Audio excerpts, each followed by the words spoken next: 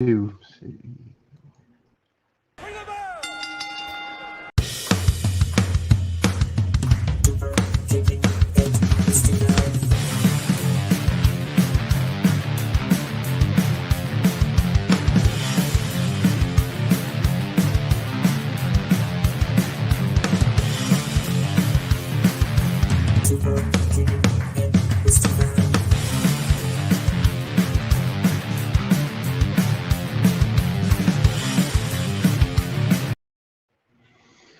Good afternoon, Superkickin with Steven fans. Your favorite host right here, Greg and Steven joining you. Sorry, October's been kind of crazy. I know 1 week we were on a different day. Last week we did not get together.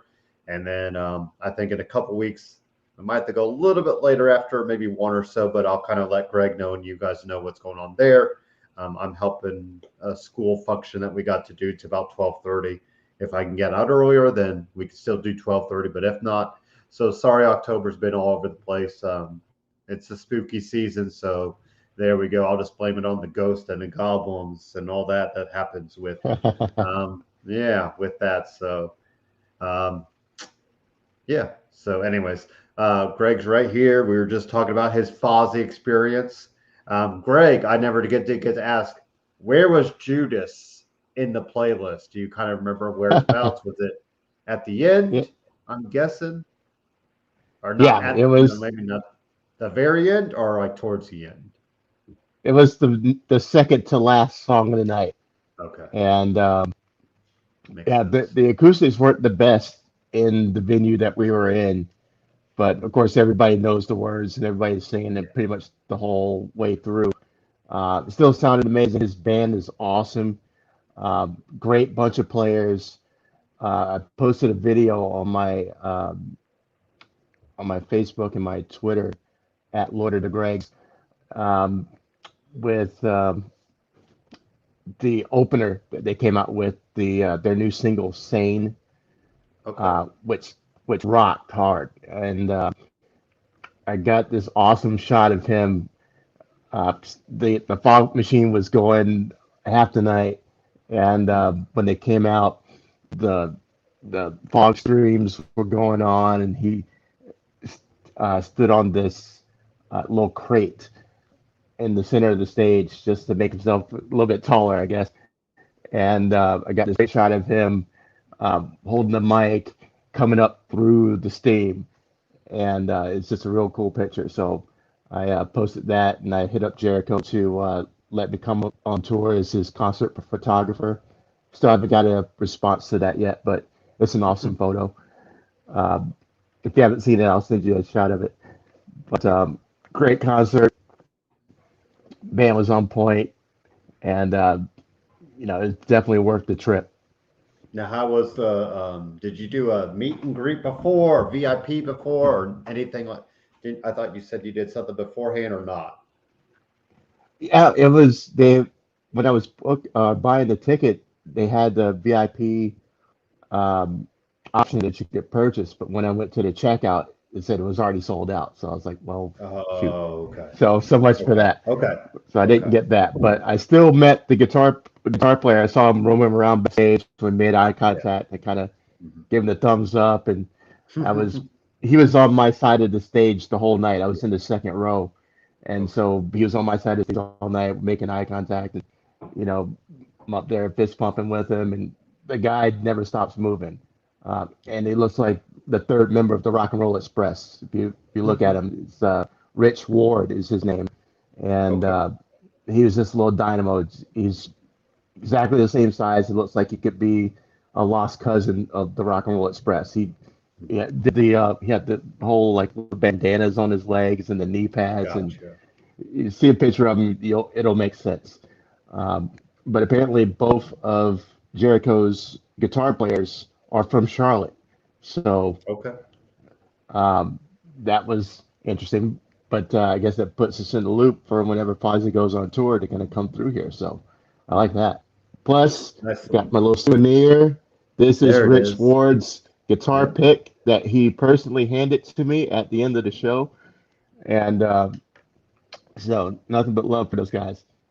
And I guess the hole punch is something that they do maybe to like make it known that it's one of theirs. I've never It understood the must whole be. bunch, but that's the only thing I could think of because like most guitar picks when you think about it aren't whole, I don't know, but I've seen bands do that and I always wonder, but I guess, that's my thinking on that. Maybe just so it's from the band. I don't know. But anyways, I don't know. but I've It's the seen first other, time I've seen a guitar pick with the yeah, hole in it.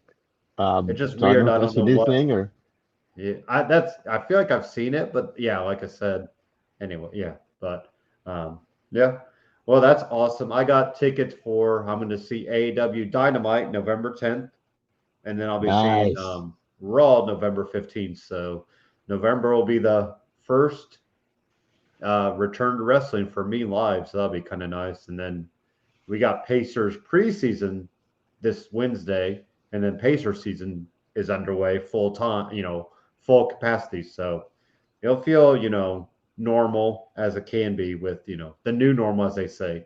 So, but at least Right. those will feel kind of unusual. But, well, Greg, we got a lot of draft results to talk about. So what I did, I just took it from WWE, kind of went round by round and just listed it out. So here was night one. So we had round one. It went Roman Reigns from SmackDown, or sorry, to SmackDown, Universal Champion. We had Big E going to Raw. We had Charlotte going to SmackDown, Bianca Belair going to Raw. So, we could start kind of right there. No surprise, Roman and Big E go first, and they go to respective, where they're title holders. I was surprised by Charlotte, Greg, going to SmackDown and Bianca going to Raw. But then we did see the Street Profits go. But are we just going to do Becky and Charlotte switch the titles like they did with, was it Street Profits and New Day or whoever it was with them? Mm-hmm. I don't really like that idea because I think it's just dumb. But it sounds like Fox actually wanted Charlotte on SmackDown. So what do you think happens with the Raw Championship there, Greg, for Charlotte? Yeah, I think that's what happens. There's no point really adding a storyline to it. They just switched the titles the way New Day and Street Profits did last year. Um, I was a little surprised in it, not because Charlotte went to SmackDown. Um, and I think we're accustomed to a draft a different way, being like football and basketball fans. When the draft starts, you're taking the best player available and working your way down the line. And you can see through these draft rounds that definitely wasn't the case. But it set a kind of a false illusion at the beginning because it makes perfect sense that both brands would keep their champions. And then Mm-hmm. the next best player available would be Charlotte. Mm-hmm. So that made sense. And then Bianca also made sense in the sense that she is nearing that level. She's not there yet, but she is close and she is Mm-hmm. on the rise. So it makes sense that she would be the first one taken, even with Becky Lynch hanging out there. So that still made sense to me. But then when they went down and the second and third and fourth rounds and the people that they were picking, it was like, okay, so we gotta get away from what we know being sports fans and see how they're gonna do this in a drama slash reality type setting. Yeah. So Yeah. Sports doesn't do, like, oh, we're going to just split the roster in half and, have top picks on each night. And that's what's crazy. People were like, oh, I can't believe Madcap and Happy Corbin were before Becky. And I'm like, well, technically, we're still going to have a second night and Becky's going to be the top pick there. So, I mean, I get it because it's night one versus night two. But in the grand scheme of things, I think we know where everybody's positioned and, it is what it is. But looking at round two, Drew McIntyre to SmackDown. No big surprise there, Greg. I think we've been preaching that to the heavens.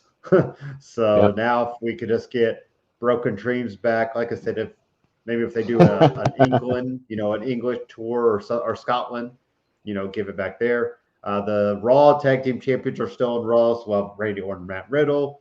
New Day head to SmackDown though, which was kind of surprising because we thought maybe we'd get New Day all together on Raw, but I think I like it because now it keeps giving Big E that chance to do everything on his own. Really start to separate himself.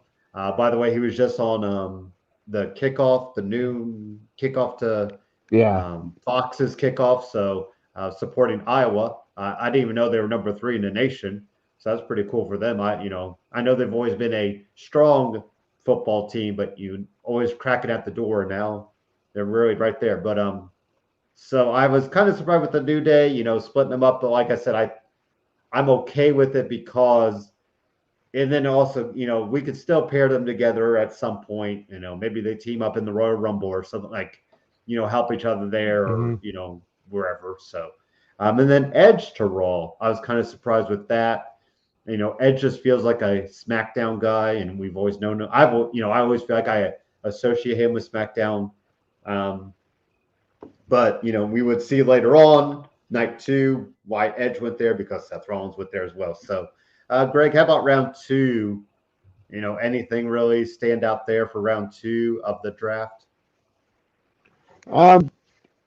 No, we pretty much called that shot all the way down. Drew needed to change of pace or the change of scenery, and Edge made sense. Put them on Raw, more star power, and Raw has been dying on the table for a long time, and they could use him to boost their ratings a bit. So I get that, especially with Seth going over there and continuing that rivalry, which has been one of the best things that has been going for it across both rosters. So it makes sense, but this round was pretty paint by numbers too. So so far, no complaints about it. My complaints are when we get to these next rounds. Yeah. Let's get into round 3. I mean, Happy Corbin, Madcap Moss were the the first pick there.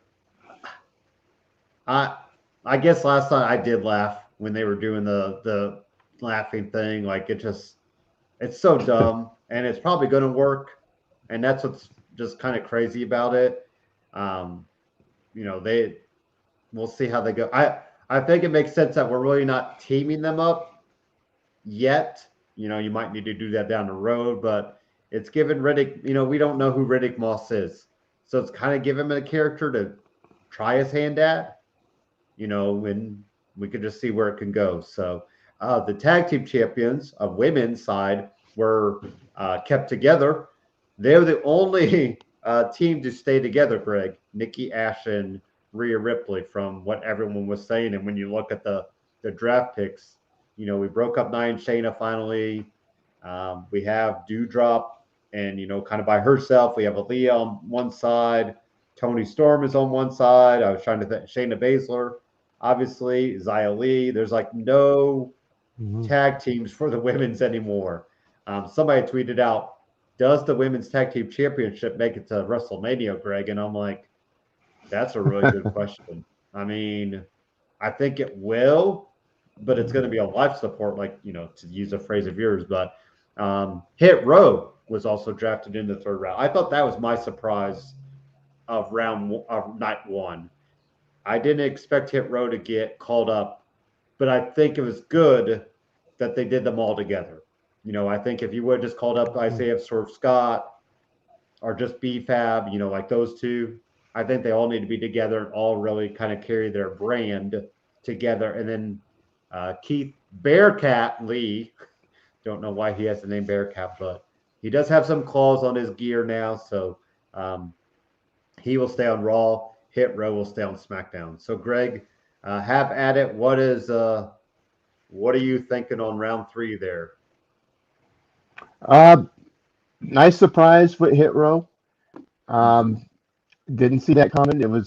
And it gave me hope because we were talking about on our last show if NXT was going to be involved in the draft, and you weren't so sure. I believe they were, and I didn't get the guy I wanted drafted out of NXT, but I do like Hit Row was picked. They're going to add some more personality, a different type of promo style, some interesting matchups. People who haven't seen Swerve Scott work yet are going to be pleasantly surprised, I think. Hit Row as a stable, a faction is going to be nice because there's not many factions in the on the main roster right now. They played with the idea of the Hurt Business. You got the Bloodline, but after that, there are really no factions going on. So they could add an element that they don't have right now. So I dig that very much. And as long as they don't mess with the gimmick and let Hit Row be Hit Row, and not change them, they are in a good spot to be successful. As long as they don't turn into the Job Squad, and I don't think that they were drafted, they were planning to turn them to the Job Squad. So I'm excited to see what's going to happen with them. Rhea and Nikki was the down point of it. Still not a fan of this team. Doing the odd couple angle again. And like I said, there's nobody for them to really work against. They split up Shotzi and Tegan. They split up Natty and Tamina. They split up all the other girls that were having these, they were temporary alliances as it was, but they were teams. So really, there's no competition for them. I mean, I guess the only good thing is we're going to get new teams out. Now we have to get new teams if they want this. Maybe we'll see Aaliyah more. And I think she's probably better suited to do a tag team so she can kind of work.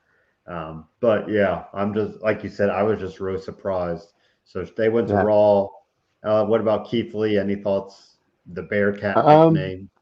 It's just see what they do with it. We just need to see why he's called it. What I've read was it was an homage to a wrestler from the, let's say, around the 60s, 50s, 60s era. He was a prominent black wrestler who went by Bearcat, and he was a big challenger in territories, and he was considered one of the first black world champions. Kind of unofficially, he never got that recognition, but he was a big deal back in his time. So he went by Bearcat, and I guess they're giving him the Bearcat name as a tribute. So hopefully it's a positive thing. Vince McMahon goes back into the Wayback Machine, sees this guy, and decides to attach that to Keith Lee.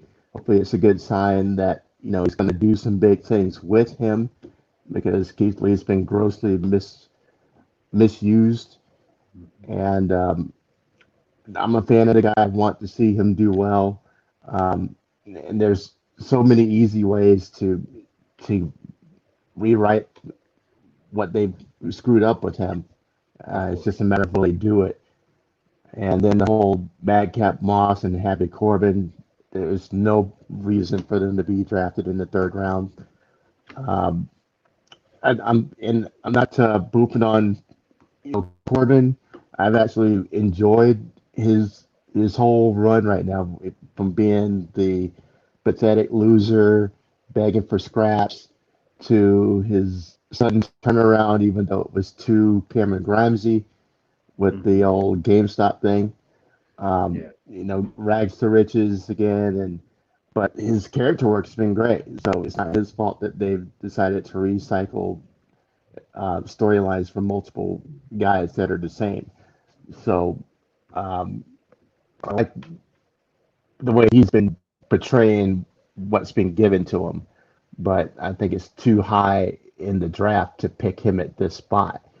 So that was my biggest gripe about this. And plus, Nikki and Rhea, I still don't dig them, but it is what it is. They're the champs. I guess they have to stay the champs. You look at the supplemental type drafts, and I'm like, well, I guess it makes sense for Madcap and Happy Happy Corbin, Madcap Moss, because like, you know, you look at the extra drafts, I'm like, well, yeah, they're probably better than Tozawa, you know, Drake Maverick, John Morrison. You got Reggie, R-Truth, you know, so it's like, it is what it is. But, you know, like I said, with Madcap Moss, it's something different for him. I don't know if he wants to do it, but he's going all in on it. I'll say that. You know, it doesn't feel like he's holding back. So round 4, Greg, was Naomi to SmackDown.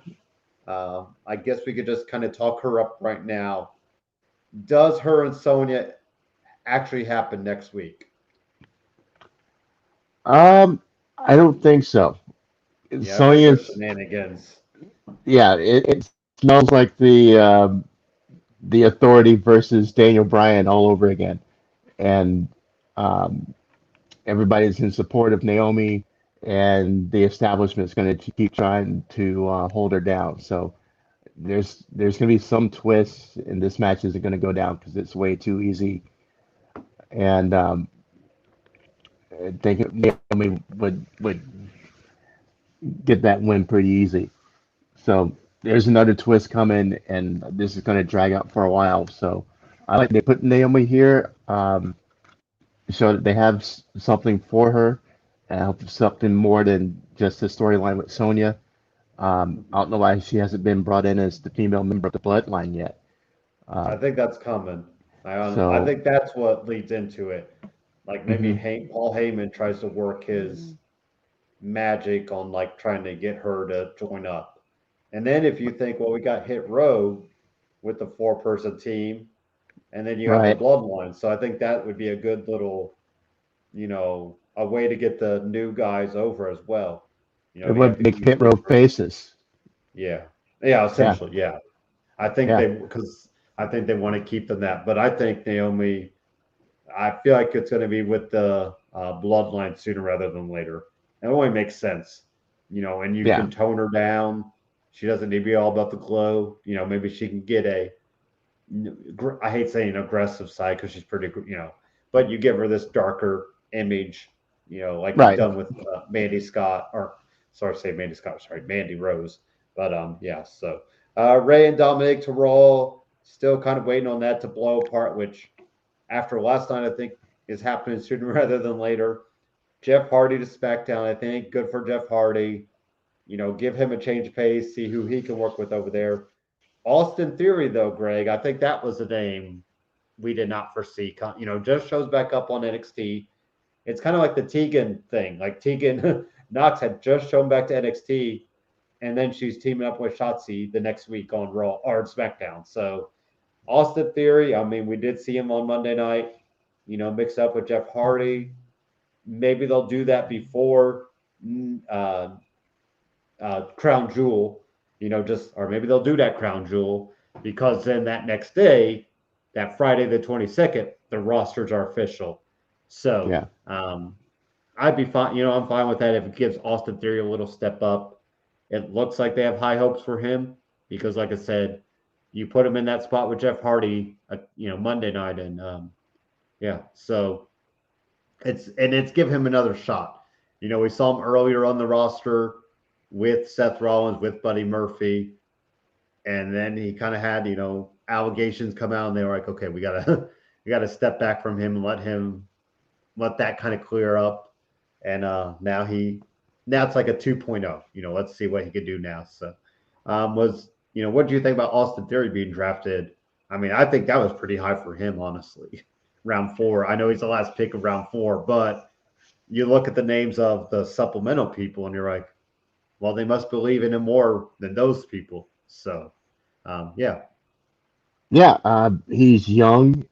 He's good looking. He's got some good moves. His ring work is solid, and he's good whether he's playing a um, babyface or a heel.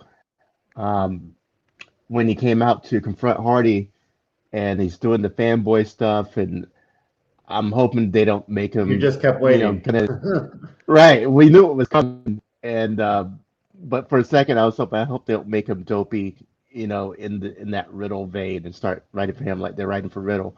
But once he did the little turn and it showed okay, he's not being dopey, he's being slick and and heelish. That's what I wanted to see, and have him not be another Riddle, um, because he was pretty clueless as part of the way. So I don't want to see him do that on the main roster. So I'm happy for that, and I'm interested to see what they're going to do with him. Guy's got all the potential in the world. He could be a future star if they treat him right. So I had no problem with the pick being the last one of the night with him. Um, Ray and Dominic, you're going to continue that rift, which is why I'm surprised that Legato didn't get pulled up. Because like we've been saying for weeks, it would only make sense I for think Dominic Legato needs to pull something. him in. Yeah. Yeah. Jeff Hardy, it's I like that he alluded to a character change on Raw in his pretty much exit interview. Maybe it's time to see something different over on when it gets to the blue brand. Like a So Willow.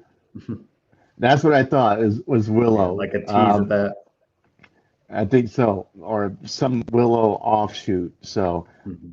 I, Willow was different. I don't know if it was a good form of different, but it gave us another version of Jeff Yeah. and Matt's been the genius as far as character changes, but Jeff not so much. I think it's just been this version and then the Willow version. So I'm not sure how Willow would do in with WWE production, but um, I'm all for see him doing something different, whether it's being a heel or just having a whole character flip from face painted, crazy Jeff Hardy to black and white umbrella toting Willow. So Mhm. um, I'm curious to see what's going to happen with it. Yeah, and I just keep thinking the writing seems on the wall. Like you just feel like he's going in the motion, like going through the motions and writing out the contract, going to do what he can, and then yeah, I mean, we could easily see him AEW, Oh yeah, next whenever his contract's up. So the other names, Greg. So Raw also got Tozawa, Alpha Academy, Otis and Chad Gable, and I think them mixing up with Riddle and Orton could be kind of cool to see. We could see the serious side of Otis, of course, and then Chad Gable try to get those tag team titles. Apollo Cruz and Commander Aziz together still. I think that's much needed. I don't think Commander Aziz is ready to go on his own. mm-hmm. Dewdrop, Drake Maverick, which we've seen Drake Maverick involved with the 24/7 crew, I guess we can call it. John Morrison, Nia Jax, 24/7 champion Reggie, R-Truth, TBar. So we finally have the split of TBar Mace. I think one of them need to do themselves, but we'll see if that actually happens. And then Selena Vega. Greg, is it telling that Selena Vega was um, a supplemental draft pick? Like not even night two towards the end of the rounds. Like it was like, hey, these people are getting drafted. So, and I think Selena Vega being mentioned there, that's probably not a good thing. Now she did pick up a win last night, but I kind of wonder if that's where they Yeah, see her positioning. yeah. I'm surprised she got picked at all. I mean, it was her first win in quite a long time. Yeah. Um, aside from just mic work, she's really got not much for you. And I get giving her the win, but now what's Tony Storm going to become? Um, Mm-hmm. so I didn't like that because you know Tony was getting the big build up until she got to the main roster, and now she's getting killed. So I'm not a fan of that. I like Tony Storm, and Selena is definitely a woman that you don't see holding the championship at any point, um, as opposed to Tony Storm, who you could see. So Yeah. um, don't like it, but supplemental draft is where she goes if she gets drafted at all. Um, I'm curious, Mia Yim got picked because we haven't seen her in forever. Yeah. Uh, Yep. I was so, going to get ready to. Yeah, that was the night two supplemental type draft. Oh, and then all right. SmackDown: Aaliyah, Drew Gulak, Mace, Mansoor and Ali, and then Tony Storm. So Aaliyah, sorry, was on Raw. Well, on Raw as much as you want. Like they did what 2 weeks, maybe a couple like a vignette of her coming, and then she never showed up. So I hope for her sake she actually does at least do show up on SmackDown. I kind of want to backtrack for a second, Greg. I was wondering maybe Selena Vega could help Dominic. I because his mic work, it's okay, but maybe she's the one to kind of help Dominic, take him under her wing, and almost like Angel Garza and Humberto Carrillo. So maybe that's what her calling is. But Tony Mhm. Storm, yeah, the loss last night. I I was kind of surprised with it, but her and Selena are going to face each other again, so it's almost like you can just wipe away. Like Yeah. if Storm starts picking up some wins, you can almost wipe it away. So, but Mace and TBar, that was another. We talk about splitting up a tag team. Like I said, one of these guys needs to go. We did see Mace show up last night, kind of say, he just wants to destroy the competition or whatever he said, devour it, or whatever, whatever word he used. But then Mansoor and Ali, I'll be interested to see how they kind of do. Will they continue their will they, won't they, or they're just gonna throw the riff right down the middle. But Aaliyah's the girl I kind of want to see SmackDown wise on where she, what she'll look like when she comes onto the roster. Any SmackDown side of thing, Greg, that you wanted to finish up there, and then we'll get into night two. Um, Not exactly. There was some point that you mentioned that I did want to hit Yeah, back on it with the whole splitting up of Mason T-Bar and tying it in with the whole Keith Lee story. I mean, that a big thing they screwed up was not let him carry forward the momentum that he had after our Survivor Series last year, and then putting in this weird storylines, um, and stopping and starting his push. But it can still be corrected at this point, I think. Um, and one way to do that is by putting him in a program with T-Bar, yeah, and then just harking back to their NXT classes when he was dominant Dijakovic. I mean, those matches on Raw would bring the house down, yeah, and let him go back to that. Let him bring it back. Do a best of seven series. And this way, you showcase both of them. You show how athletic they are. You show how um, above the competition they are, and just continue with those matches. Go back to it. Give a little flashback to those NXT matches, and then set them loose against each other, and you build them both up at the same time, doing something like a best of five, best of seven series, yeah. and it gives us something to remember them by. Like these guys can go because anybody who's seen those matches in NXT, they were amazing, Yep. just instant classics. So let them do that again. Give them 20 minutes, give them 25 minutes because they can carry it. They've proven they can carry it, and keep the people on the edge of their seats. And you build them both up at the same time. So seeing that T-Bar ended up on Raw with Bearcat, uh, I I would be all for doing that with him for that reason. And this way, T-Bar doesn't look like just another oversized jobber. Keith Lee keeps his trajectory going up.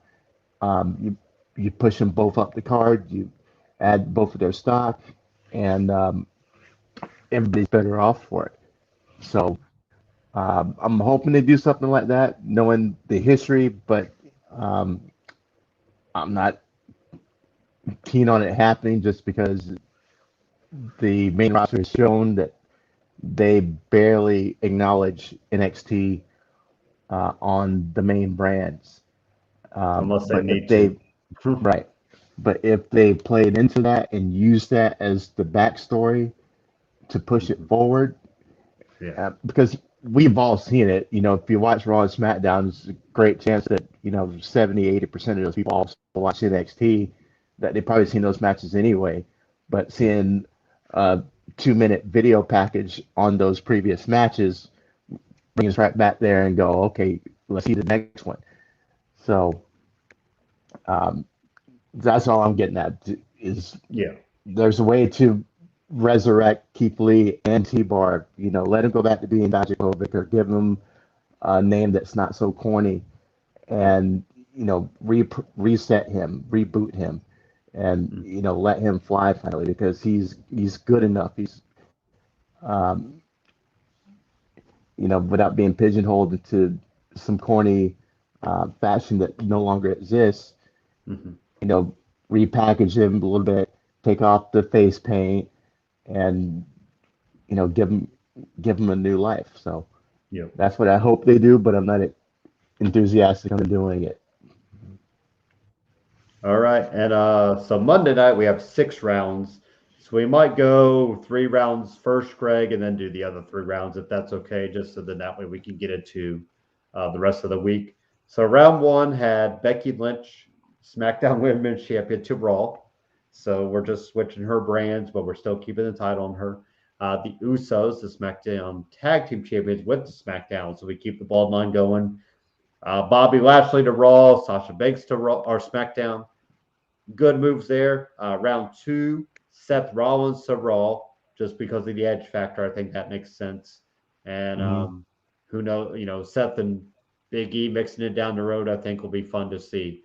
I could see that happening big time. So Shinsuke Nakamura, the IC champion, with Rick Boog, stays on SmackDown. United States champion Damian Priest stays on Raw. Sheamus goes to SmackDown. Probably good for Sheamus as well, even though I think I would have kept him separate from Drew, because I'm afraid they'll just go back to that well if they need to, the Sheamus and Drew well. And, we've already been down that road enough. But AJ Styles and Omos back to Raw. Shayna Baszler to SmackDown, which she's never been. Ever since, kind of when she started, she's only been on Raw. So it'll be kind of cool to see her on SmackDown. Kevin Owens to Raw, and then Xia Li, Greg, to SmackDown.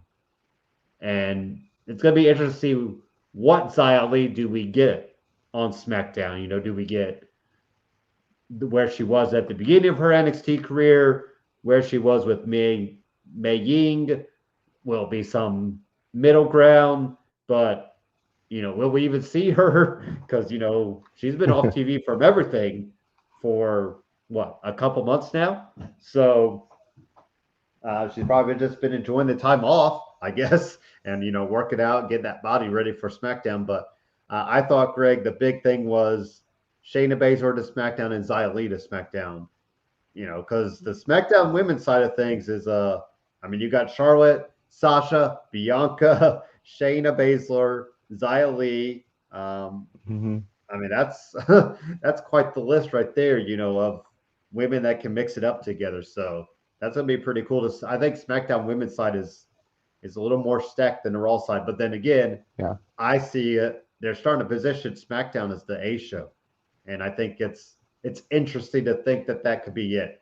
Especially with doing the supersized SmackDown next week, Greg, where they're doing, I think, an extra half hour, because then Tony Khan tweeted out they finally get to go head to head, because you'll have a crossover. So you'll have Rampage at 10, and you'll have SmackDown running over till 10:30. So that's going to be the first, that'll be the first shot. See where it goes.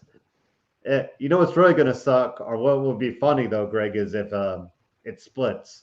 Like if it's however you could split a demo graph, like watch that happen, and then we'll all be back in the same spot where who knows who won. But so Greg, what were your kind of surprises from those, or takeaways from the first 3 rounds on Monday Night Raw?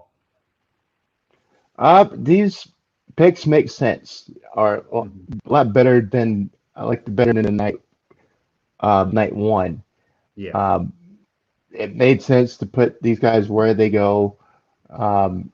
Usos made sense, but I would have been curious to see how the storyline would unfolded if they didn't get drafted to SmackDown and how because that How could they get storyline would them have on crossed there? both brands.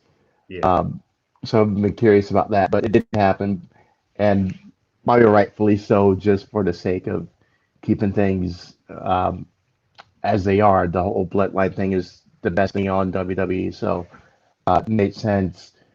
Um, and I'm keeping my fingers crossed with Shayna because this is what I've been harping on for a long time, getting NXT Shayna back.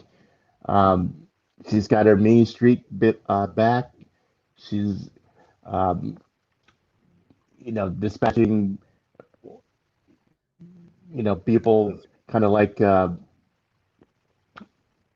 she's already taken out three women in the last 3 weeks Yeah. with Nia and Dana Brooke and um, I suppose who the third person was, but No, I'm um, spacing it too, of course. yeah, I was she's trying to help you out. I'm like, I can't remember that middle. but And then for yeah, Dewdrop stepping up to her, I think yeah, that's interesting. Like, where will that go? Because, like we said, we only got a couple weeks to really kind of play that up.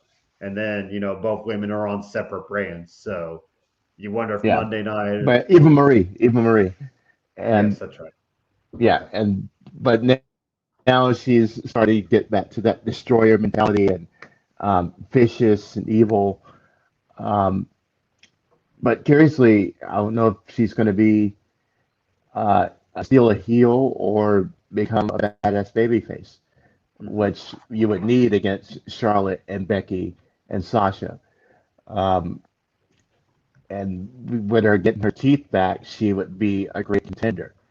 So I'm curious to see what the next couple weeks look like for her. And as a Shayna fan, I want to see good things with her, great matches, not her getting uh, jobbed out to every woman on the roster the way she had been in the last few months of Raw. So I'm cautiously optimistic about Shayna now that they've given her teeth back and Yeah. let her go out and injure. She reminds me of Pentagon in Lucha Underground with Hmm. the Breaker of Bones gimmick. And Yeah. if you haven't seen it, go to Tubi, watch Lucha Underground. Um, but One of these days, when Tubi is going to Pentagon like would come crawling with us, and they're come just going up to be like, and take all of our money. that's right, that's right. Still to go back to it, but if you haven't seen it, guys, go to Tubi, watch Lucha Underground, and Pentagon as the Breaker of Bones. He would beat his opponents, and then he would do almost like a half standing Rings of Saturn, where he's got the opponent's bottom arm extended underneath him, and then the top arm pulled back and uses kind of a lever, so it stretched all the way out, and then he falls all the way back to his back, and they incorporated the sound of bone breaking and signifying that he had broken his opponent's arm. And you know that's what it looks like when I look at Shayna now with her, taking arms. Reminds me of kind of Ronda Rousey when she was at the height of her powers in UFC, getting everybody she faced into an armbar in 20 different ways. And that's how Shayna's looking now. So I'm excited to see if this continues because it would be great TV if it does.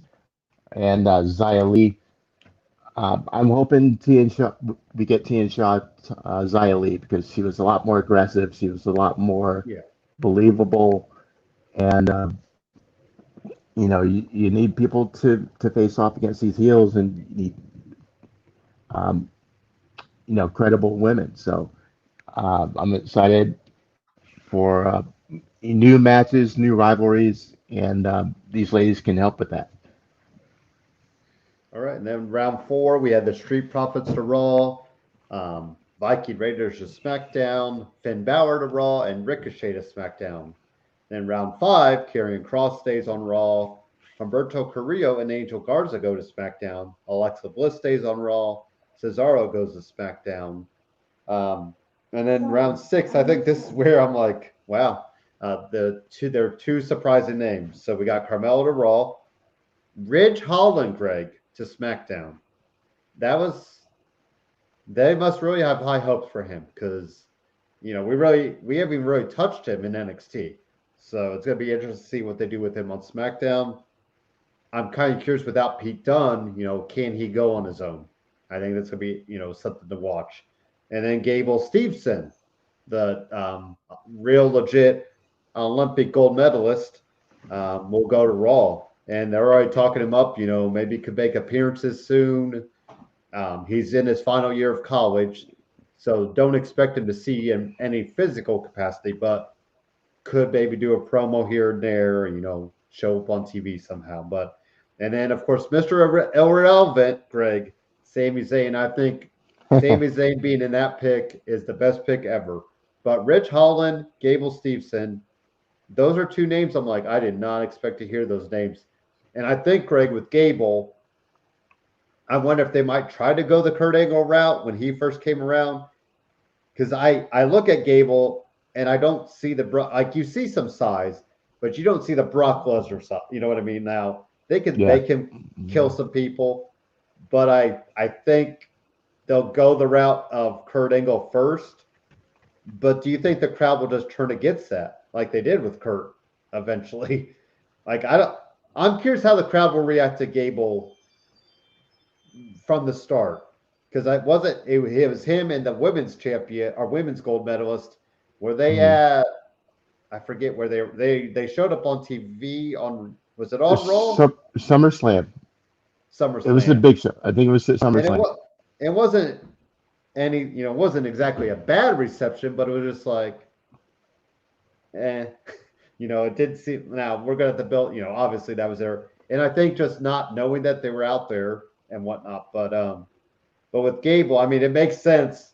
You have the Alpha Academy though, so maybe you go that. I don't know if Chad Gable will still be relevant by time Gable Steveson is around, but you could maybe go that route as well, and it gives him more of a heelish side. Maybe that could be the Brock Lesnar type run where he just kills people for Gable. But I'm going to be curious which direction they go. Because I think the Olympics just aren't as big and as important to some people as they used to be. Like when we were growing up, there was nothing else on, Craig, in the 90s. So we watched the Olympics. Like we wanted to watch.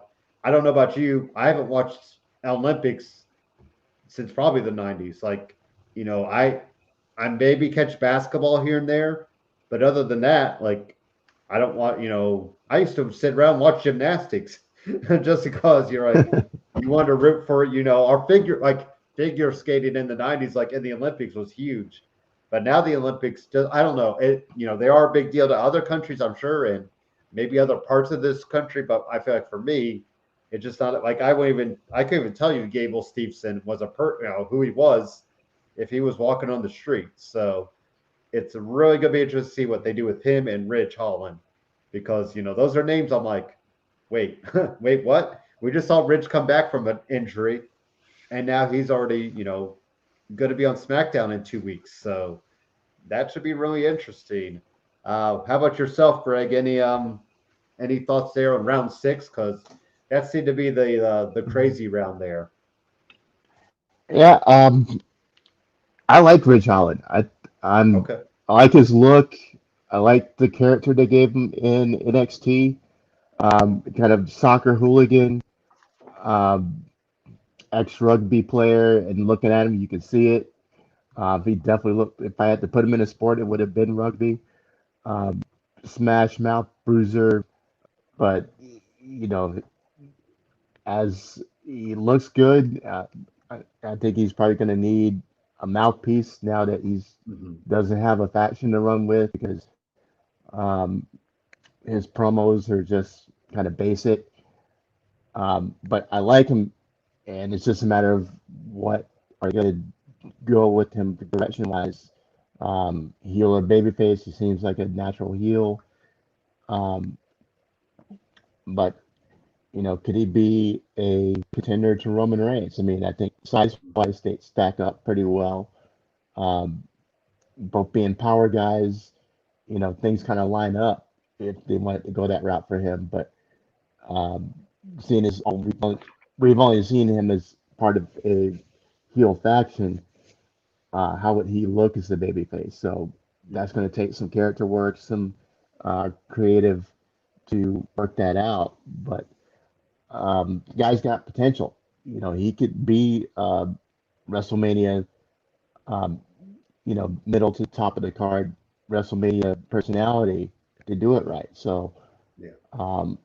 I'm curious to see what's going to happen with him. Gable should be nothing more than a long-term project.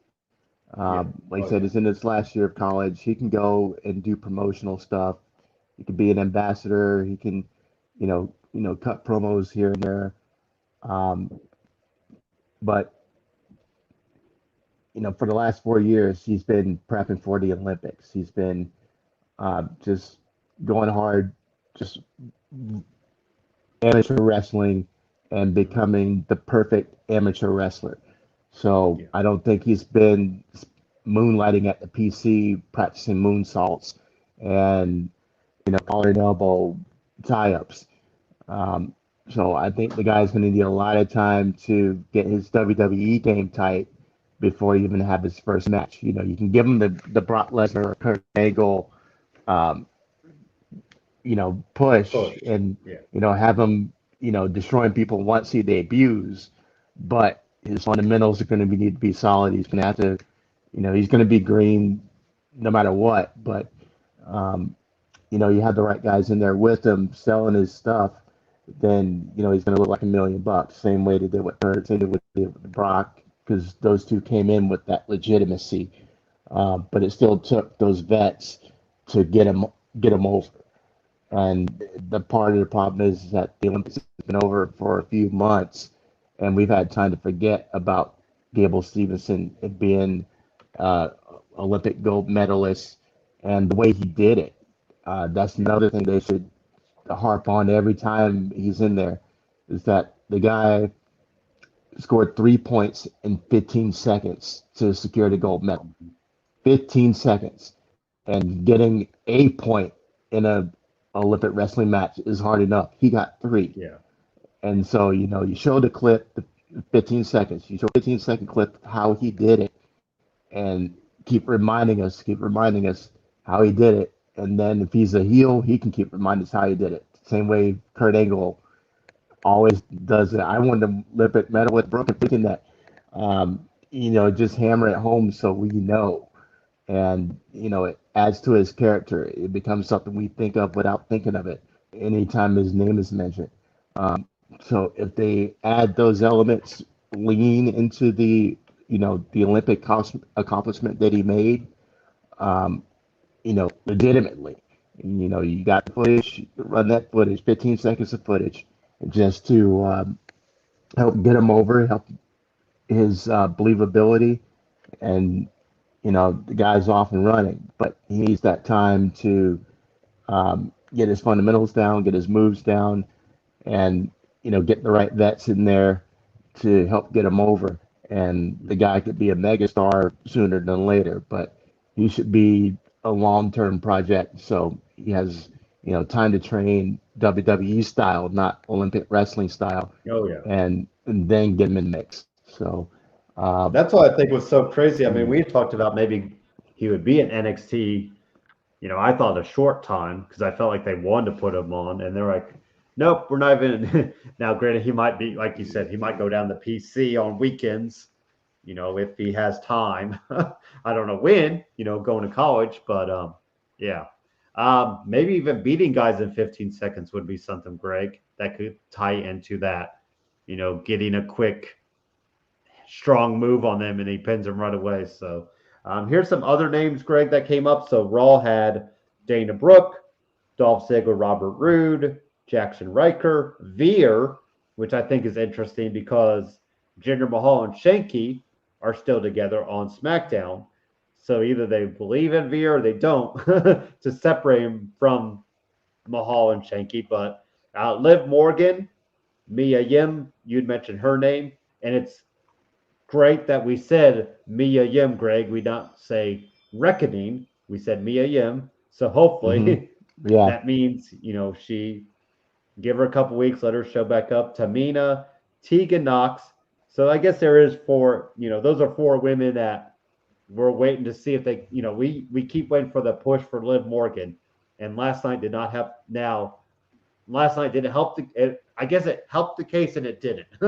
We thought maybe she'd get the win, but she didn't. So maybe she could be your Daniel Bryan, where we just are going to have to just keep feeding WWE that we want Liv Morgan to do something. Like, it's time. You already got rid of her two friends. I mean, she's on an island on her own, you know. And who's to say, she might see Ruby Wright having all that success and be like, okay, I'm done. Like, I tried it, Bo Dallas is going to run my farm, and I'm going to just hang out here. I guess the key word is he's very interested in plowing, Greg, on the farm, and some people took that word a certain way that if you could take it whatever way you want. But anyways, I thought that was very interesting that Bo Dallas said he's interested in plowing on the farm. So him and Liv might have there might be a little Liv Morgan on the way. I don't know, but if the plowing goes wrong. So anyways, that's a whole nother story. Shelton Benjamin and Cedric Alexander, Greg, are still together, I guess, even though I thought we broke them up. But WWE, come on, just do it. Put the Hurt Business back together. And I mean, to give them Keith Lee, I mean, that would be my thing. Like, that gives Keith Lee MVP. If they don't believe Keith Lee in his promo, they give him MVP, and just let him wreck people. And then the Miz, when he's not going to do Dancing with the Stars, I believe he's moved on the first couple rounds, so he's still moving on into Dancing of the Stars. And then SmackDown got Jinder Mahal and Shanky together, Natalya and Shotzi. So yes, we did break up Shotzi and Tegan for some odd reason, but I think WWE's higher on Shotzi anyway. Like, I could see them wanting to really push her. She's got I was starting to say she's got a ballsy attitude, which is obviously what she wants. But they can sell that little tank for kids and the helmets for kids. So you feel like they're just really going to push her to that younger demographic. And I don't know if they're as high on Tegan Knox as maybe, like, I'm so on her. Like, I could see it, And then don't forget, Greg, here's some names that we did not get drafted, which I thought was interesting. Bailey, Asuka, Lacey Evans, who's obviously still, having a baby soon. Dakota Kai, another name not there. What was the other name? Sorry. So Bailey, Asuka, Lacey Evans, Eva Marie. And then also you got Slapjack, Elias, Lindsay Dorado, Graham Gleek. We had the little promos for Elias, so maybe you wonder if Elias is going to come back completely as something different, because that's the only way we can make it known that yes, he's dead. His character's dead. I'd probably put him on SmackDown, just get him away from Raw and kind of really refresh him. And then of course we do have Brock Lesnar, Greg, as a free agent, so Brock Lesnar can do whatever he wants. I'm going to assume they're going to put Goldberg in that free agent. So maybe if they want to do, I don't know who on SmackDown side of things Goldberg could go after, but I'm fine with that. I think those are two guys that don't need to be branded. And hell, I'd be fine with Bailey being a free agent, because I think Bailey's got the tools to work both brands and to be used where she needs to be. So if they gave Bailey or Asuka, the free agent tag, I think I'd be okay with that. And then that way we can see them on both brands and, wherever they seem, because they're, Swiss Army knives when we need them. They can be used wherever we need them. So, yeah, so that was kind of the other end of the draft, Greg. Any thoughts there? What do you think about the Veer, Jinder Mahal, and Shanky stuff? Like, is that trying to give Veer something to do on his own because they believe in him, or just he's going to be jobbed out like within 2 or 3 weeks? Well, I still don't know which one he is. Is he the one with the three bands across his forehead, or is he the other guy? I think he's the bigger Um, guy because Shanky, I believe, is the one that has the bands, the like rounder, okay. and I think Um, Veer is the tall. Looks like almost looks like Kali. I don't know what. Not no, he doesn't look like Kali. But anyways, yeah. Veer's on. I'm sorry. Was you? Do you go to Raw. Raw? Veer's on Raw, and then Okay, Jinder so Mahal and Shanky are on SmackDown. I'm thinking possibly, almost isn't going to have any challengers that are going to be Yeah. believable. So maybe Um, Veer. and Veer is at least comparable size wise. Hmm. Um, so if you could present him as being, uh, a heavy, somebody who's strong, whether he has a martial arts background or he's was a prize fighter in India or whatever, present him in such a way that he could be legit competition for almost. They could have a good series of matches, um, and then it would look more plausible than Yeah. having him throw around somebody Dolph Ziggler size, Hmm. for instance. Um, so I'm thinking maybe something like that. You need somebody if because almost and AJ aren't going to last forever, and at some point he's going to need to go on his own and make his own name. But they need people who's going to make him uh, look believable, look legit, and he just Yeah. can't be. He's going to need to be giving as well as receiving, or receiving as much as he's giving down the line if we're going to Yeah. believe in him. So that could be a reason that they're um, leaving one of them just because of size alone as some competition for him is the only thing that makes sense for me. Um, Looking at the rest of the Raw roster is guys who are not that big. Um, so I think that's probably a big reason that they split them and left Veer, and you can build him up as a single, show that he can be dominant, and then when they made that clash with Almost, then it's believable. It could be you could if you could build them both up at the same time. By the time that AJ and Almost split up, that could be a main event on Raw one night. Hmm. Um, you give them both some steam and get them headed on a collision course towards each other. So that's kind of what I see. Um, Otherwise, looking at the rest of the that week two, the supplemental drafts and everything, um, I've seen what you were saying about Shotzi and the merch opportunities. It's very WWE for them to do that. I like Tegan more than Shotzi, but it makes perfect sense with the tanks and the hats and the green gimmicks that she's doing. Um, so I definitely buy it. Um, I like the Humberto and Garza, the way they've teamed them and made them kind of heel act, but they're good Yeah. and they're just kind of sneaky and outsmarting the guys and posing, looking good, doing it, and you got Graves shilling for them. I like the way they packaged those two together. And your idea is genius about having Zelina kind of pull in Dominic, and then you have all three of those guys that fit that mold. Good looking Latino um, upstarts that can be like a heel faction, and she could be the mouthpiece for him. It would be brilliant. Um, I don't love as much as Legato being the ones that pull Dominic in, but Yeah. it would make great sense, and it would look good and fit into what they're doing with Humberto and Garza. So I'm all for that. Um, I'm curious what's going to happen with Alexa Bliss.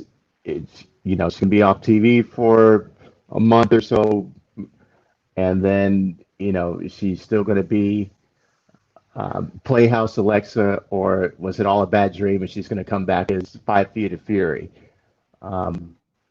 So I'm curious to see what's going to happen with Or that. something in between. Even you wonder if they might try to do something in between, or go Yeah. darker. I mean, who knows? Well, I go much darker than what she was doing, but That's true. the doll's dead, and maybe she becomes a doll. I don't know. I'm saving my biggest rant for last, and that is Finn Balor. After what we saw at what was the pay-per-view? Doggone, I forgot the name already. Stream Extreme Rules. rules. Yeah, Yeah. the rope break.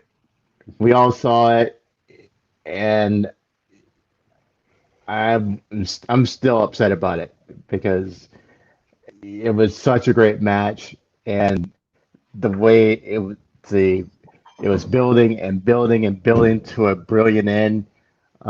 Everything was on point. It was, kind of okay with the whole, the demon's heartbeat and everything, but you know, the guys playing the demon were going to buy it I, for now, I and still remember him looking like a fish. I'm sorry, I'm just laughing at that. And flopping like right, a fish. But anyways, but Cole and Macri are on point. Is like, oh, it's the yeah, demon's heartbeat, boom, boom, and he's he's and then the way he rose up, and it's like, okay, we bought the Undertaker for 20 years. We can go with yeah, this for a minute, yeah. That's and true. but it looked cool, bathed in the red light, and the way he rose back from the dead, so to speak, and he shotgun drop kicks Reigns through a table, and you still have everything in red, and it looks ominous, and it gets back into the ring, and we're getting ready for go for a huge payoff, and then the rope breaks, and then he goes down, and then a spear, and it's over. And you're like, what the hell was that?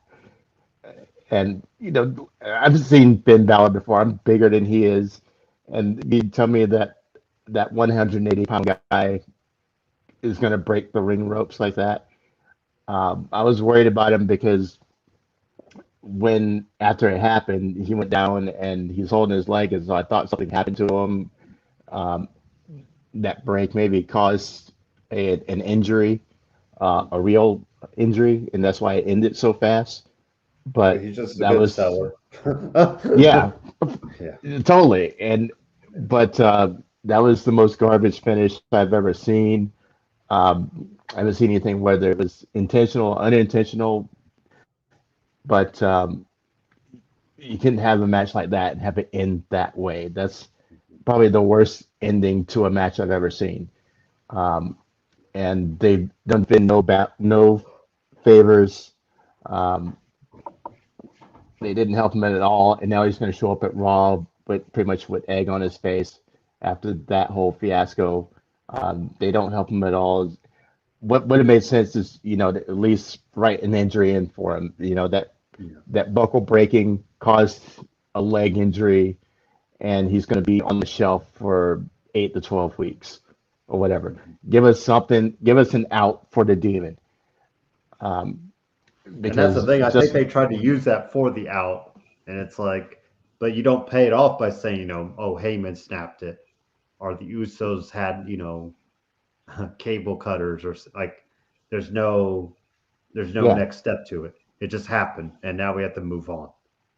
right. And so how does Finn come back from that? How does it explain that? You can't, and Mhm. that's going to be remembered because it was such a the main event of a pay per view, and you have potentially like the greatest ending of a match ever, and then it dies like that. So I'm mad for Finn. Um, I've hated the way they've treated Finn since he came out. He came back from NXT with the whole John Cena and Baron Corbin contract situation, getting screwed out of that. Mhm. Um, he hasn't got any payback with John Cena. He hasn't got, and everything is he's just been screwed over and screwed over and screwed over, and I hate it for him.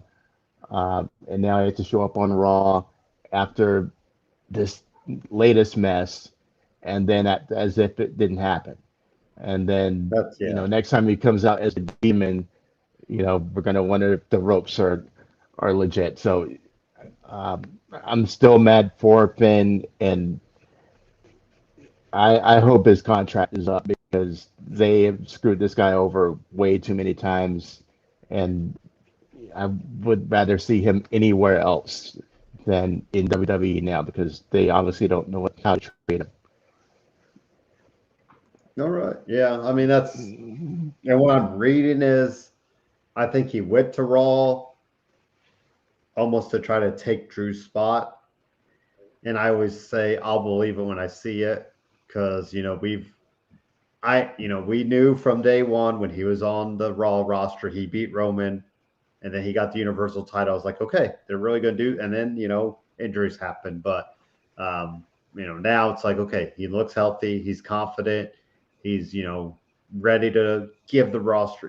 I think he's also going to take it as it comes, and know he's going to do whatever he's given. I don't, something like that. But we'll see what he can do on the Raw roster. So the way they can make this right is to give him a title run. Yeah. After the way they've screwed him over time and time again, especially with this last Extreme Rules thing, the way they make this right is give him a title run and let him go back to being no nonsense, kind of his NXT character Finn. NXT, yes. And so almost what go ahead.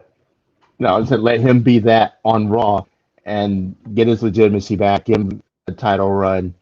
And of course, that means shortening Big E's run, but Finn's deserved it if nobody else. But see, and I was going to say, I wonder if Seth is the one to take it off Big E, and then maybe Finn takes it off Seth. Like, I don't know how long, because then you can run it back and let Finn get that win. Well, he already got the win, but then, overcoming Seth as well, I think would be something. And heck, who knows? You could maybe even do it by SummerSlam of next year and have everything come full circle because,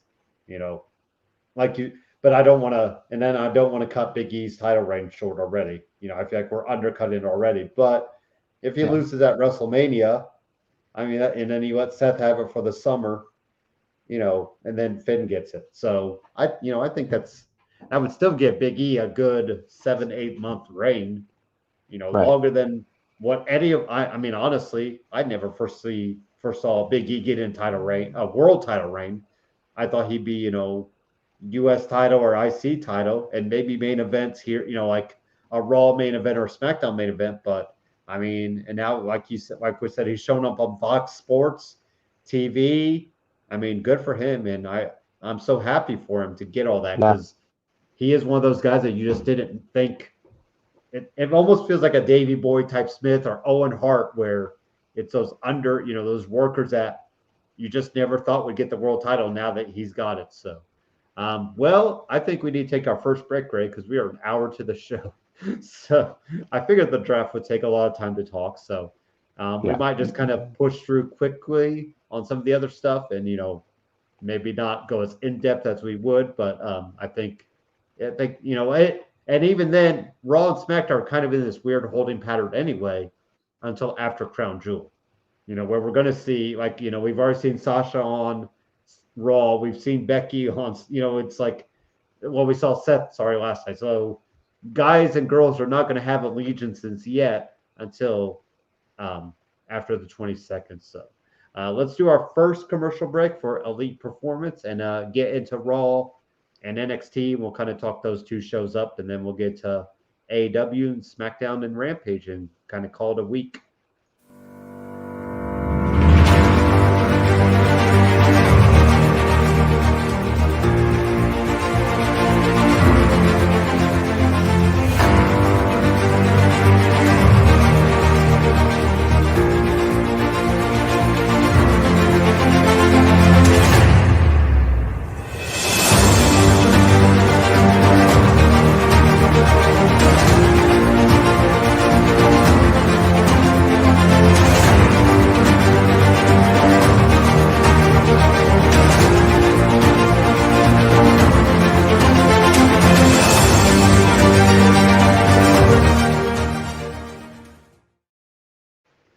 right, so Monday Night Raw happened.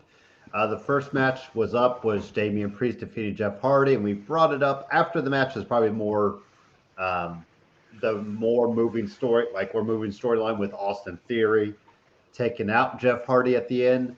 So, Greg, do you think we see them go at it this week on Raw? Or I would assume Raw, because I think if you're trying to build up Austin Theory, you want Austin Theory to pick up a win on Raw. So, do you think we get that match this week? Yeah, I think so. Especially since the next week, Jeff's going to be on SmackDown, and you're not going to get it paid off. So that's true. Yeah, it only makes sense that they do it now. And whether Austin has to cheat the win, or maybe it'd be more telling if he just squashes Jeff, and Jeff comes back as this new character on SmackDown, would probably be a better thing. He gets fed up, and we get something completely different on SmackDown the week after. So I do think it happens, and we see Austin Theory win. Especially if you have like Austin really celebrated up like the dorky guy that he can be. Because I know you brought up you don't want him to be that, but I feel like, Greg, they're going to play into it a little bit, because I feel like he plays it up for whatever reason really well. Like he does. It's hard, I guess it's easy to play. I think sometimes it's probably hard for guys to play stupid, but apparently he's got a great way to do it. So, like I said, I wonder if you could do something like, even if he wins. Wins kind of cheaply, and then you just have Jeff in the middle of the ring, like not knowing what to do, taking off the arm sleeves, taking off the shirt, kind of walking away like head dejected and just wondering like, okay, what's next? So, and then that gives him a week off, and maybe a couple weeks before they debut him back on SmackDown. So, then we kind of brought it up. Shayna Baszler defeated Dana Brooke. She tried to take out Dana, and then we had Doudrop. So Doudrop and Shayna Baszler, I think that's going to be a clash. Really interesting style-wise, Greg. Because like we said, we've seen this side of Shayna. I feel like she almost has to take Doudrop out to really keep the momentum going, doesn't she? She doesn't quite have to take her out, but she wins. It says a lot. Establish her higher in the pecking order. Yeah. Yes.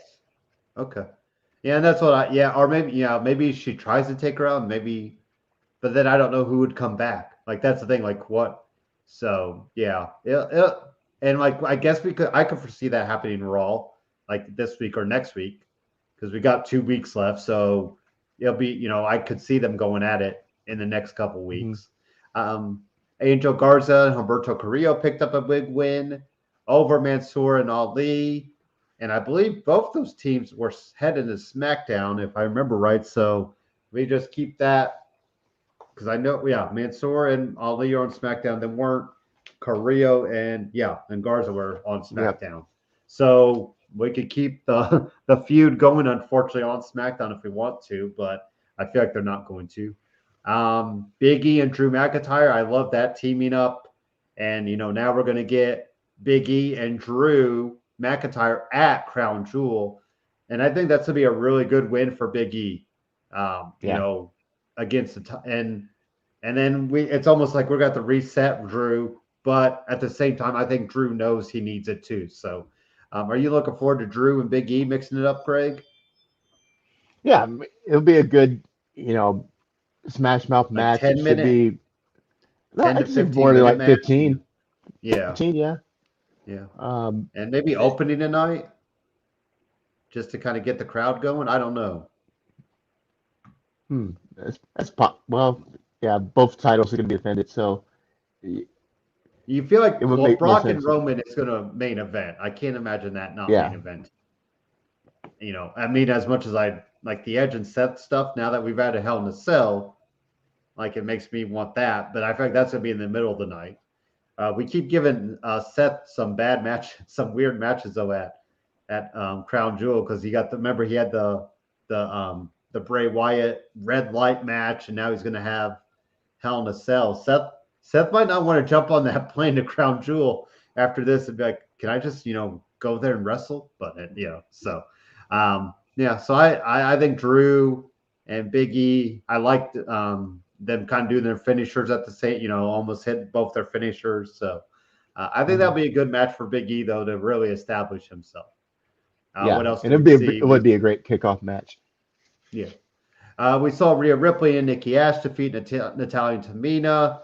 We have no clue, Greg, who is next for the tag team champions because, I mean, we're going to throw some women together. Aaliyah and Toni Storm, throw them together, or, Mia Yim and Liv Morgan, or, well, maybe Mia Yim and Tegan, kind of NXT ties there. I don't know how well they mesh together, but, it gives them something. So, I think seeing what women are paired together is going to be something. Goldberg and Lashley set the stage for Crown Jewel. Now they're getting a no holds barred match. So, Greg, I think Goldberg's going to pick up the win. I still think we'll get a third match out of them. You think that as well, or do you think Bobby Lashley just picks up this win and we're done with this? No, unfortunately, I think Goldberg's going to win. Yeah, and the no holds barred is what makes me believe, lots of steel chair shots, maybe a table involved, but it's the whole payback aspect. You hurt my son, yada yada. And then finish it up. Do we finish at Royal Rumble or Survivor Series? Well, if they don't do the Hurt Business Redux, then at Survivor Series. But if they do bring back the Hurt Business, then in December. Yeah. So, what else was there? So New Day defeated Cedric Alexander and Shelton Benjamin. I thought, not much there. They just kind of, we'll see if they end up with Cedric and Shelton back with the Hurt Business. I think they need to. And like I said, I think maybe even adding Mia Yim. I think she seems like a good fit for that type of group. Adding that female power. I said before maybe Naomi, but yeah. And then Bianca Belair defeated Charlotte Flair, Raw Women's Champion Charlotte Flair by DQ. We had Becky out there, we had Sasha out there. So pretty much, the three main women involved at Crown Jewel, which is really good for those women, to get that spot. I know we've had Lacey Evans and Natalya face each other. Did we have Alexa Bliss fight somebody, I think, at Crown Jewel as well? I can't remember, but I remember Natalya and Lacey because I remember they were all covered. And it's going to be interesting to see, because you think about Sasha and she literally wears, the skippiest outfits to wear and match in. So it's going to be interesting to see them, all kind of covered up and, what they can do with that. So, Greg, what do you think about the end of Raw? I know we did a little condensed version, but, like I said, I think we're in this weird holding pattern anyway. I think we could kind of get by with not going as in depth as we would. But what do you think about the end of Raw? Just, Sasha making a statement and Bianca out there with Charlotte. And it kind of sucks because that was Bianca and Charlotte's first match ever, legit. No NXT matches, no, random one-off on Monday Night Raw or SmackDown. That was, and I guess we'll see. We're probably going to see that a lot on SmackDown, though. So I think it's okay, but, what a crazy way to kind of have their first match. So have your own thoughts on it, Greg. Yeah, it was a good tease for what we can see in the future because they were having a good match until all the interference started happening. Those two play off each other really well, and I was a little bummed when all the run-ins started happening because I was enjoying that match. So it's a great sign that they're going to have some great matches down the road. Yeah. So and this non-finish was the perfect thing because you don't establish one or the other as dominant over the other one. So if they had to do it, now's the time to do it. So that was Raw. NXT, kind of getting into, we had Mandy Rose defeat Ember Moon. A good win there for Mandy Rose. Ember Moon, Greg, should we just say happy trails? Because I think the writing is on the wall there. I just don't foresee her. And I don't know if AEW will touch her, like not touch her, but like I don't know. There's just something missing from her. I know we keep saying it, but it's just like her. There's just no charisma. Like, do you think it's her, or do you think I don't know if it's her booking because I feel like she's not like she's been horribly booked, but I don't know if I don't know what she wants to be presented as. I think that's the toughest part because, like you even said, you have this almost apocalyptic type person, but then the trailers were all like some sort of I don't know, like I don't know what I'm saying, but like I don't know. Like the trailers didn't match up with what she is. Maybe that's what I mean. Yeah. No, I totally agree with you. Is that the creative is definitely lacking with her, and part of it is on the writers, and part of it is on her. Um, is that in the beginning when she had her first NXT run was when she was the hottest, and the Eclipse was amazing. She was in shape.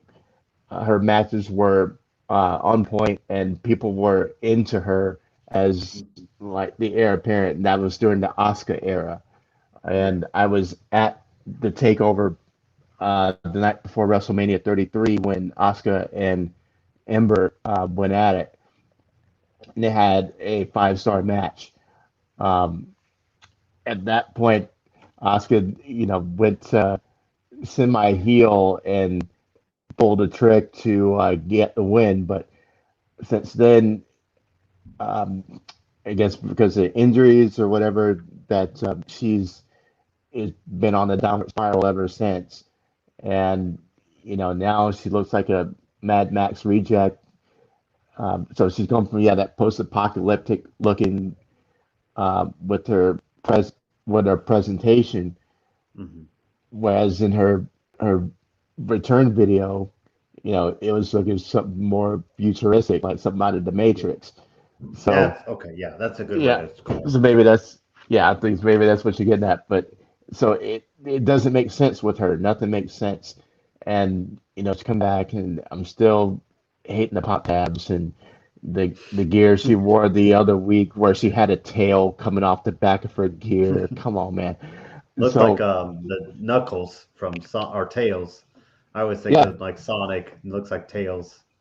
like I can't buy you for And maybe what is she all can't this buy it, goofiness? and she probably can't buy it, so she's not going to sell it. Maybe that makes sense. Like if you Right. don't believe in your character, it's coming across the screen. Yeah, and she doesn't look like she's in as greater shape as she was. That Um, yes, I've noticed that as well. It does seem like that too. yeah, and I think that is taken away from her credibility. She definitely needs. I think she's going to get future endeavor sooner than later, like you were saying, Yeah. and let her go to Impact. I think she could totally reinvent herself and do something on Impact, do something on a smaller roster. I don't think AEW should mess with her. They are loaded enough in the women's division as it is. Let her, you know, be a bigger fish in a smaller pond. Like an ROH, like a Or Impact. do an independent run for a year just to really Yeah, get, like you said, get create, get your character where you think you want to be. I mean, look at Matt Cardona. Like, I mean, yeah, he's completely different. Like, and he's just doing whatever the hell he wants because he has earned that. Like, he's made his money, and I feel like now he can do that. Now, Ember Moon, I yeah. don't know if she's made that money though, so she might have to take another payday and then do that. But it'll be interesting to see what they do with her. So, LA Knight defeated Odyssey Jones. We had Andre Chase kind of make a appearance there, so we're going to get Odyssey Jones and um, Andre Chase going at it. Braun Breaker it challenged Tommaso Ciampa at Halloween Havoc, so that'll be October is it 26th, I believe. So we'll get that there, and I believe we're going to get next week Joe Gacy. If he wins against Tommaso Ciampa, he'll get involved in that title match.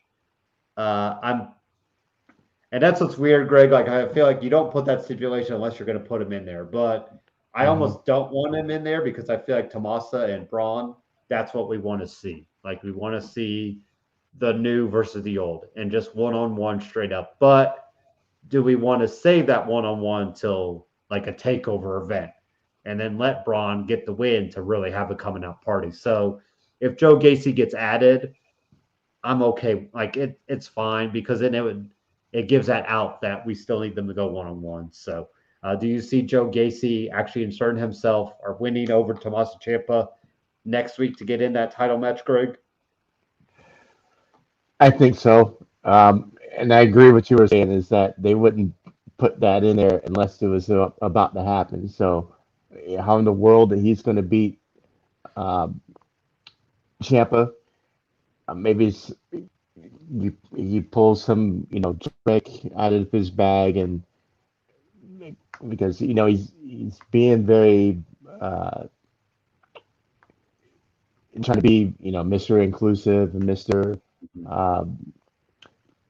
It's still very slimy feeling But that he buys it. You know what? He believes in this, like the character. Hopefully he doesn't believe. Hopefully he's not Drake Works or QAnon. But anyways, like I feel like he, like you could feel it off the TV. Like I mean, he's going all in, and that's pretty cool. And just think like this character, like and this type of character in today's age, like that's. I mean, it's got to take some balls. Yeah, like right. So I'll admit props to that. Like, him. I mean, he's going all in on. So, some other things. So he did beat. Oh, sorry. Go ahead.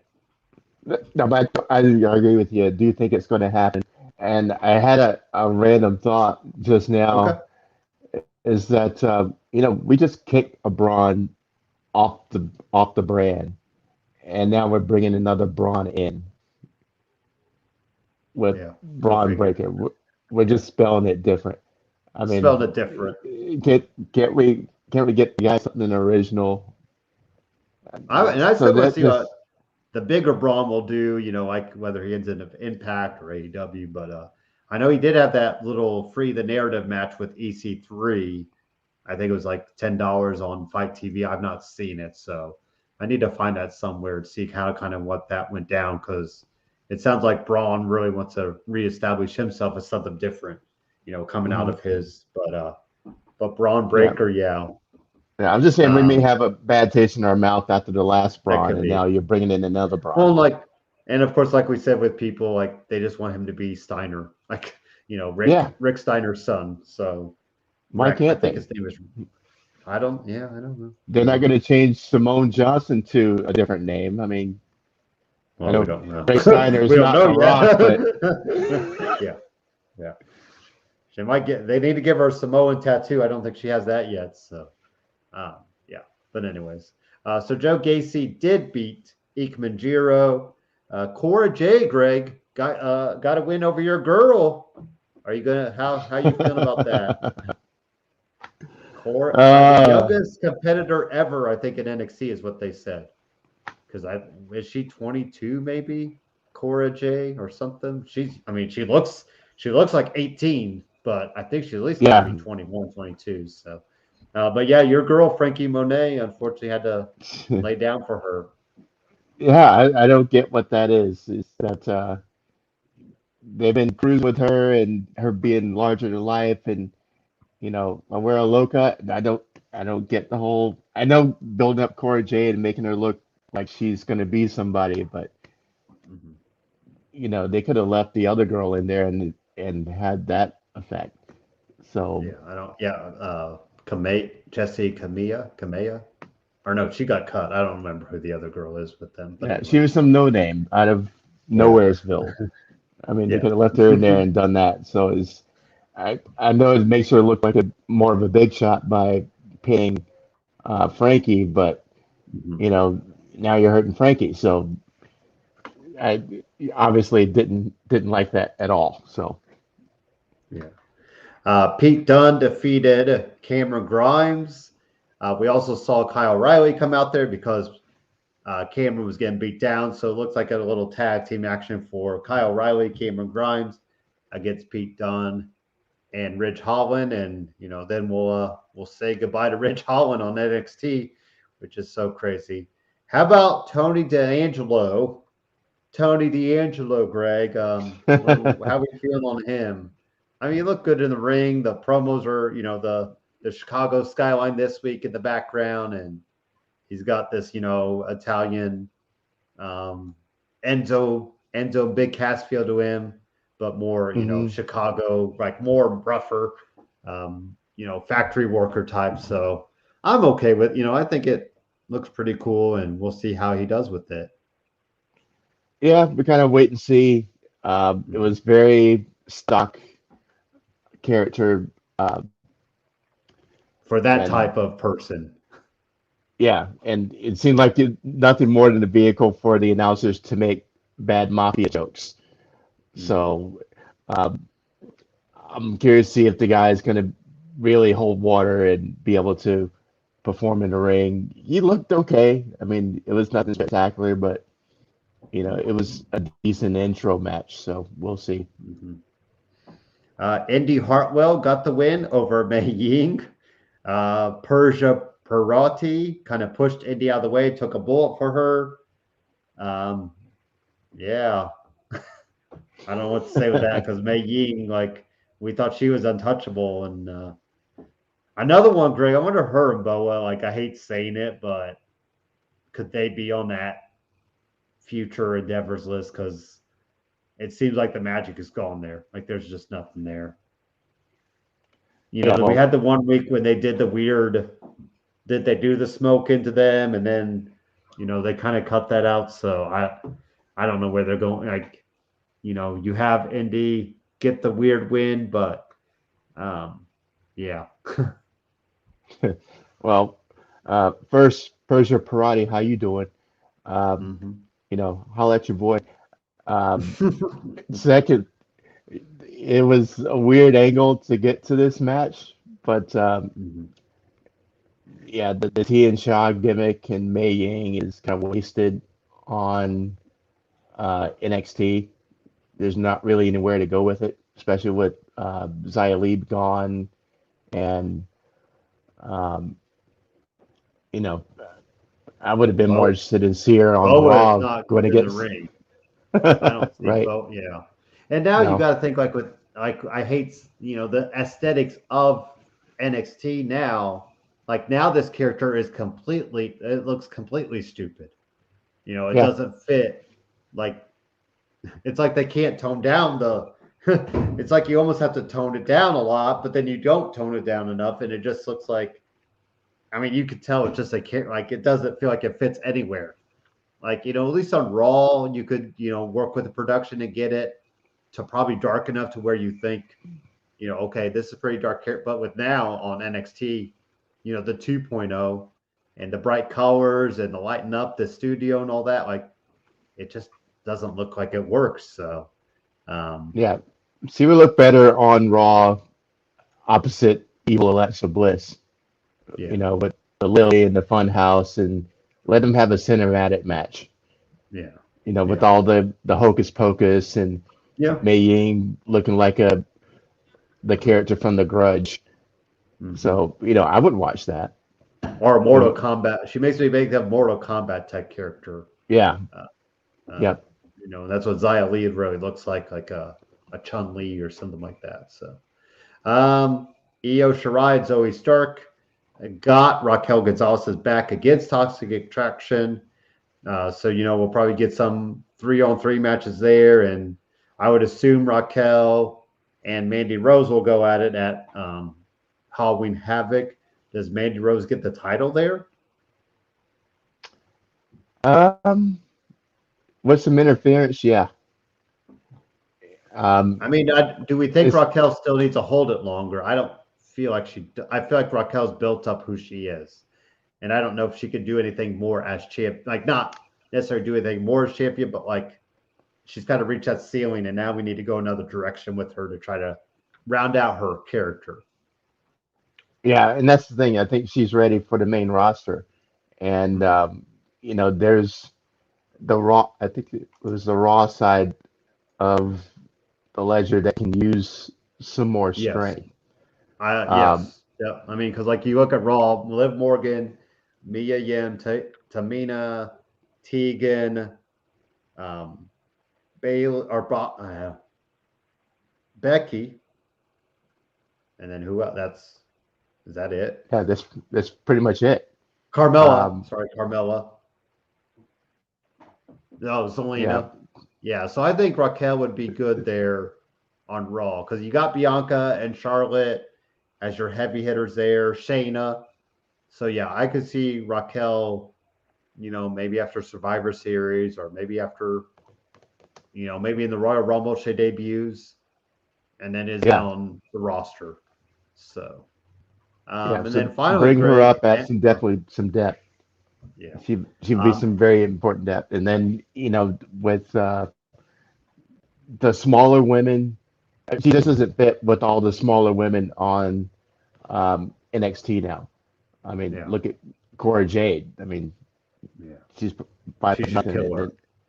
Right. And so it doesn't make sense having her in NXT with all the little women where everybody her size is on the main roster. Mm-hmm. And then finally, MSK defeated everybody in this fatal four-way elimination tag team championship. It was Carmelo Hayes and Trick Williams. It was the Girls of the Young Veterans. And then it was Briggs and Brooks, Josh Briggs and Benson Brook or Jensen Brooks, whatever his name is. Brooks and Dunn, I want to call them Brooks and Briggs. And then we got the Thank You Imperium. When Imperium dropped MSK, Greg, I feel bad for MSK because like the crowd is just not buying them. Like there was that one week they're celebrating the crowd, and then you just have all the fans doing this, and I'm like, like get the camera off of them. Like, what are you doing? Like, where's Kevin Dunn yelling at production? Like, this is not a good visual to have your face, like your loving face tag team champion that Beth Phoenix loves to death, getting booed out of the building. I mean, I know that they are all about whatever reaction, but and it's still hard to find, like, because they, like we always said, they seem like good, friendly guys. They're, colorful. They, the promos seem pretty down to earth. The wrestling's there. I just don't know what the crowd, what are we missing from them to get the crowd kind of on their side again, or if it ever was on their side. It just not had that it factor. It seems forced, seems phony. There's other teams that have it in spades, and some teams just don't. RK Bro has it. They have the it factor, and it's not because Riddle and Orton were huge stars before they got together. Orton, yes. Riddle, no. And people were, laughing at Riddle behind his back before getting involved with Orton. And some teams just have that. As soon as you see them, you buy it. The Road Warriors. As soon as you saw them, you bought it. Other teams that have come through more recently, they have the Usos, the New Day. They have that it the moment you saw them together. The MSK just doesn't have it, and it seems they're pushing it hard. They're trying to make you believe it, make you like it, but we just don't feel it with them. And like you said, they're decent enough in the ring. But it seems kind of phony. What they need, and I don't think they're going to get, is a big match. And one of those barn burner 5-star, okay, now I believe kind of matches. Something on the level of the New Day Uso rivalry, where they just have a smash mouth, amazing match, back and forth. Not a high spot fest, but something that's going to draw you in emotionally and make you buy these guys. It's going to need a match like that, and I don't know who you're going to do that And see if with we the could do guys. the Survivor Series NXT versus Raw versus SmackDown. You'd have the Usos, RK Bro in there with them. Like, Hmm. what better, you know, what better people could you work with? You know, promo wise, they can build you up. You Yep. know, in the ring wise, you could give them those spots, and maybe sneak out a win, and then that builds them up for NXT. You know, they can come back to NXT saying we beat the Usos and Riddle. You know, or Usos and Arcade Bro, like, and then whoever beats them, almost looks better because they took them out. But I don't think we're going to get. It doesn't look like we're going to get Raw and SmackDown and NXT this year. And what's funny is that one year we did get it, didn't I think NXT swept it or like lost one match or something like that. Like Yeah. they even gave all the marbles to NXT. So, um, I if you want NXT to be now that we said NXT 2.0, it feels like we're going back to not putting them on the same level. So now it probably doesn't make sense to put them with a Survivor Series match because they are developed, now that they're treated almost like a bridge, to that. So, yeah. Any other thoughts there, Greg, on NXT then? Now, I was thinking there is ways to do it. I mean, just Yeah. your basic Yeah. open challenge Mhm. setting Yeah, that's with, true. the Usos can come out and high on the horse after, a big pay-per-view win and do an open challenge, and then SK comes out and they have a 5-star match. Something like that. It's possible they can do it, It but is the possible. question is, Yeah. will they?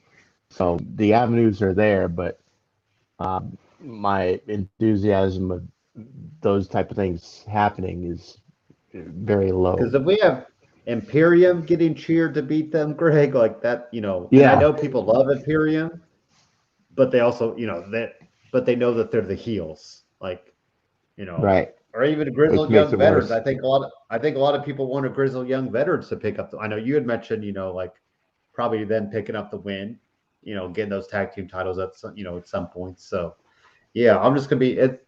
I don't know what we're, it's something to watch unfold. Like, what can we do to kind of get them in the right direction? Because it seems like everything's right there except for like that one little piece. And Are you enjoying 2.0? yeah, I mean it's taken time to get used to, but I feel like they're taking those ideas of like the in-screen promo time. They're given, like the Chase University thing. I mean, Tony D'Angelo cutting a promo like in the cityscape, like, we're slowly being introduced to these people instead of just throwing them out. Like I feel like they have taken that Hmm. step back. They've Yeah, realized we can't throw everybody out there at once, you know, and then you're seeing where the pecking order is. Like, so I'm just rolling with it. I I think it's working for what it is because it does kind of take you back to those days. I mean, we didn't know who Bailey was back in the day. We didn't know who Becky Lynch was back in the day.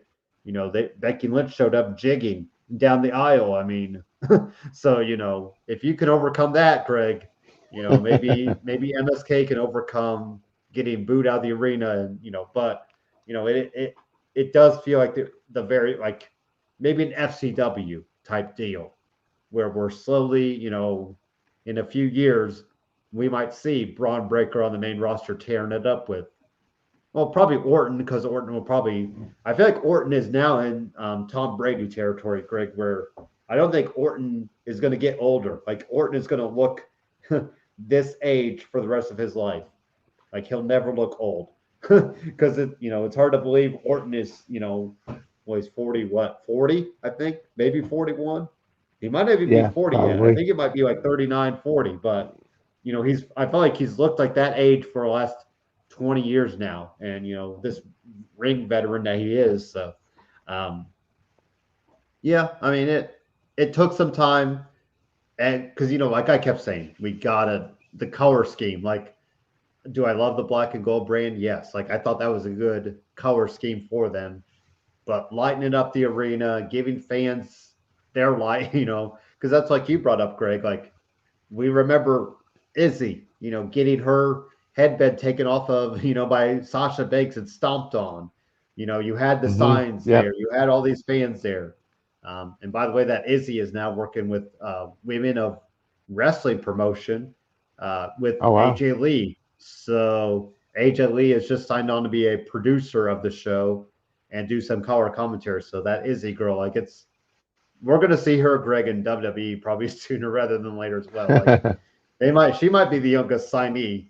She might get signed at like 15, just to some weird, I don't know what they get. Maybe the parents just give permission for her to sign a, Yeah. type deal. But like a Futures TV, like a contract. child, yeah, like Brody Lee Jr. Wherever he's ready, he can kick it off. So, let's do some AEW stuff. Do you mind if we just do Dynamite and Rampage together, Greg, and then we'll finish with SmackDown? I guess. Does that sound good? Yeah. Okay, so let's do Dynamite first. Do I need to do another break? We'll do Dynamite and Rampage, and then we'll do a final a break, and then get into SmackDown and finish the week. So Dynamite, we saw the Super Elite hit a 4-person V trigger. If that thing misses, man, somebody's knee is going to be hurting. But anyways, that thing looked great. So this was all what a flippy spot fest, Greg, I guess we could call it. But the Elite get the win over Bryan Danielson, Christian Cage, and the Jurassic Express. We had the double kiss, of course, with the Young Bucks and Adam Cole. We had Luchasaurus trying to, show up his moments. We had the teases of, Omega and Daniel Bryan going at it.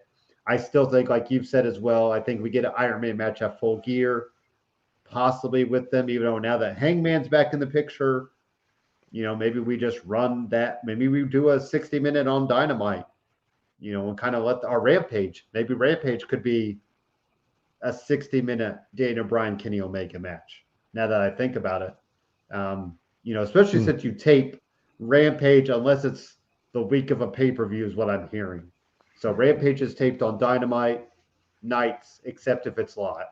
It'll be live when it's like a pay-per-view. But so maybe we could do that. I mean, I would be fine with Omega and Bryan being a whole hour, on Rampage. Kind of gives you a Friday night hour. But any thoughts on that first match there, Greg? We just had the quadruple BTE trigger to get Jungle Boy pinned again by Adam Cole. Yeah, it was a good match. It was full of hijinks and kind of what we expected. And the right team won. It's the Super Elite, and it's just set the stage for the other rivalries. I still think there's a cage turn coming in there somewhere. So it wouldn't make sense for a team just thrown together to beat the Super Elite. But good match to kick it off. So I had no problem with it. Sammy Guevara defeated Bobby Fish. We also had American Top Team come out there, Inner Circle come out there. We're going to get these teams fight. I think we're going to get these teams fighting pretty soon, it sounded like, Greg.